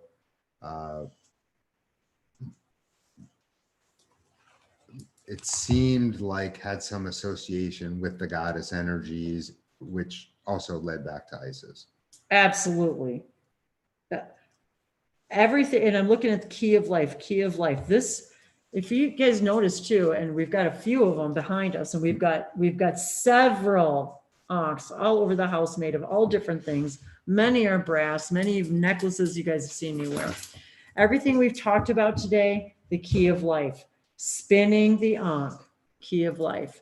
And we've got several behind us. And let's see if I can find it really quick.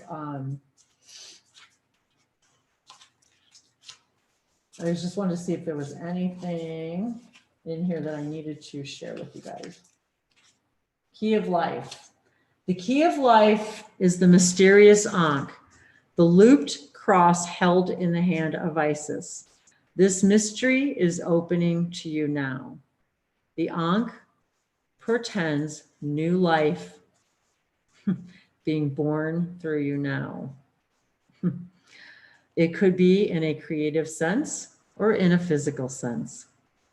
In terms of health, oh my gosh, or even a child that wishes to be born. Or a new project that needs to be created in service to humanity. This new life being born in whatever form will enrich your life, bringing you more into wholeness and fulfillment. Let it happen. The Ankh comes as a blessing and confirmation that the new life is seeking to express itself through you now, and encouragement that you allow this to occur. Something has started to be born through you at this time. See it through, beloved. Don't let it struggle to survive from lack of attention or care, or a belief that it will not be enough in any way or be too hard to handle once it's created. Let me tell you guys, most of us are afraid to succeed because we're too afraid of that it's going to be too much for us to handle, that we're going to have to be responsible. And so many of us will not see something through because we're either worried that it's not going to be enough, that we have an insistence on an outcome, or that it's going to be too hard to live up to what we've just created. Understand that you can always live up to what you're creating, because that you will never keep up with that. Never, ever. The Ankh says that life will prevail and your creation will come to pass. Do not give up on your creative destiny. Stay with it. You are flowing in the right direction, and you have spiritual support from the unseen worlds.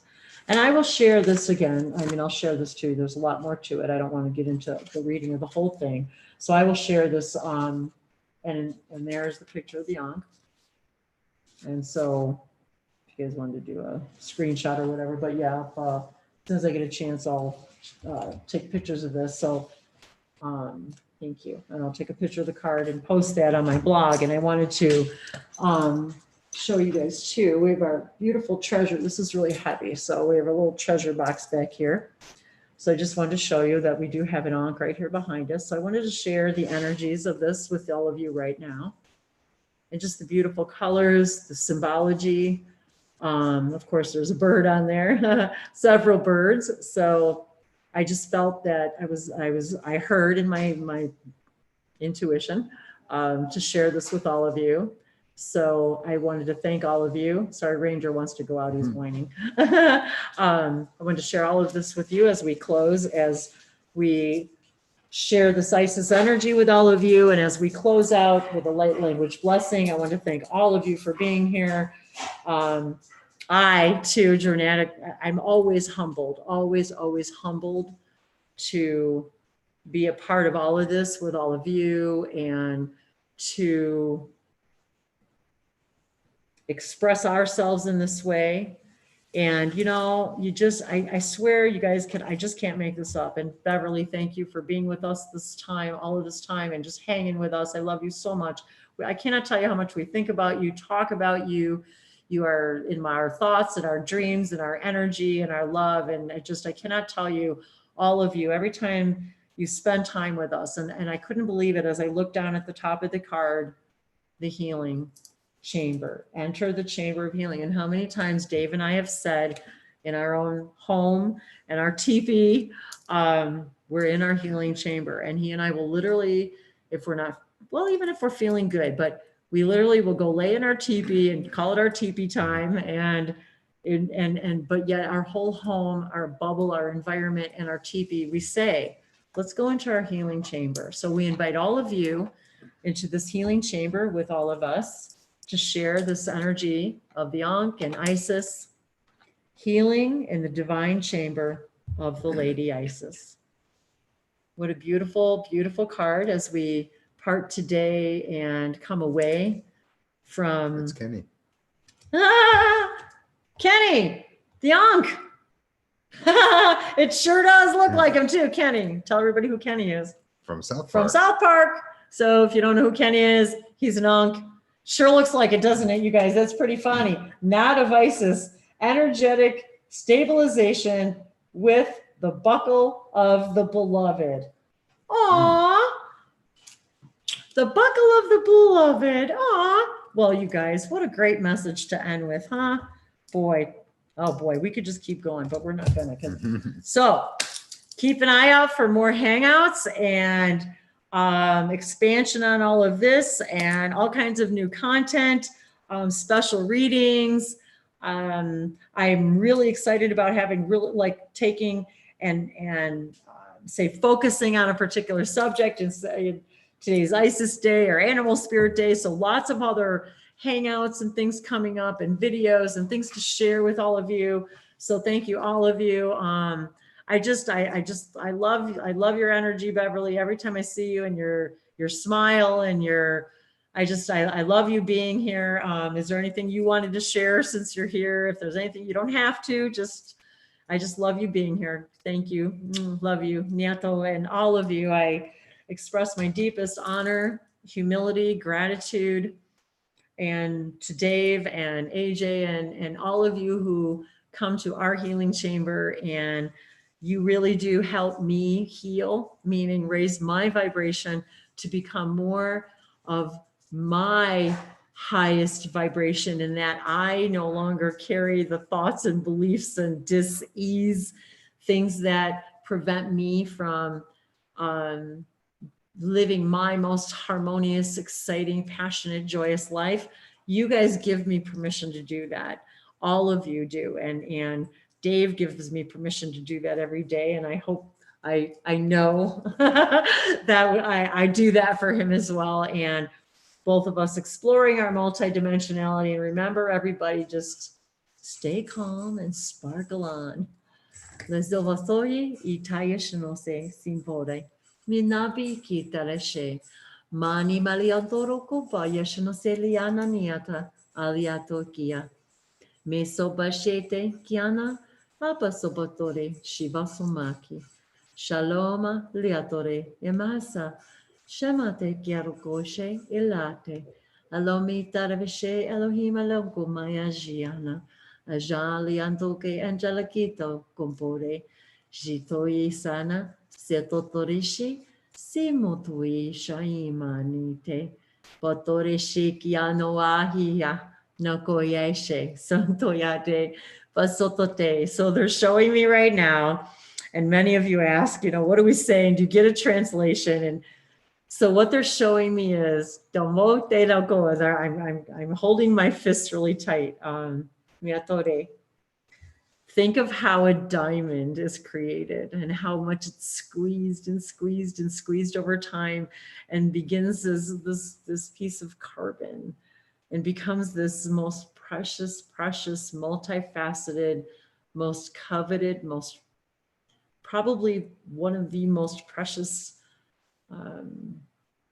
what we call permission slips on earth, the diamond. And to understand that we are diamonds. And I reminded that song, I love that song, Rihanna. We really are diamonds, you guys. All of us are shining for each other, showing each other the way just by reflecting who we really are.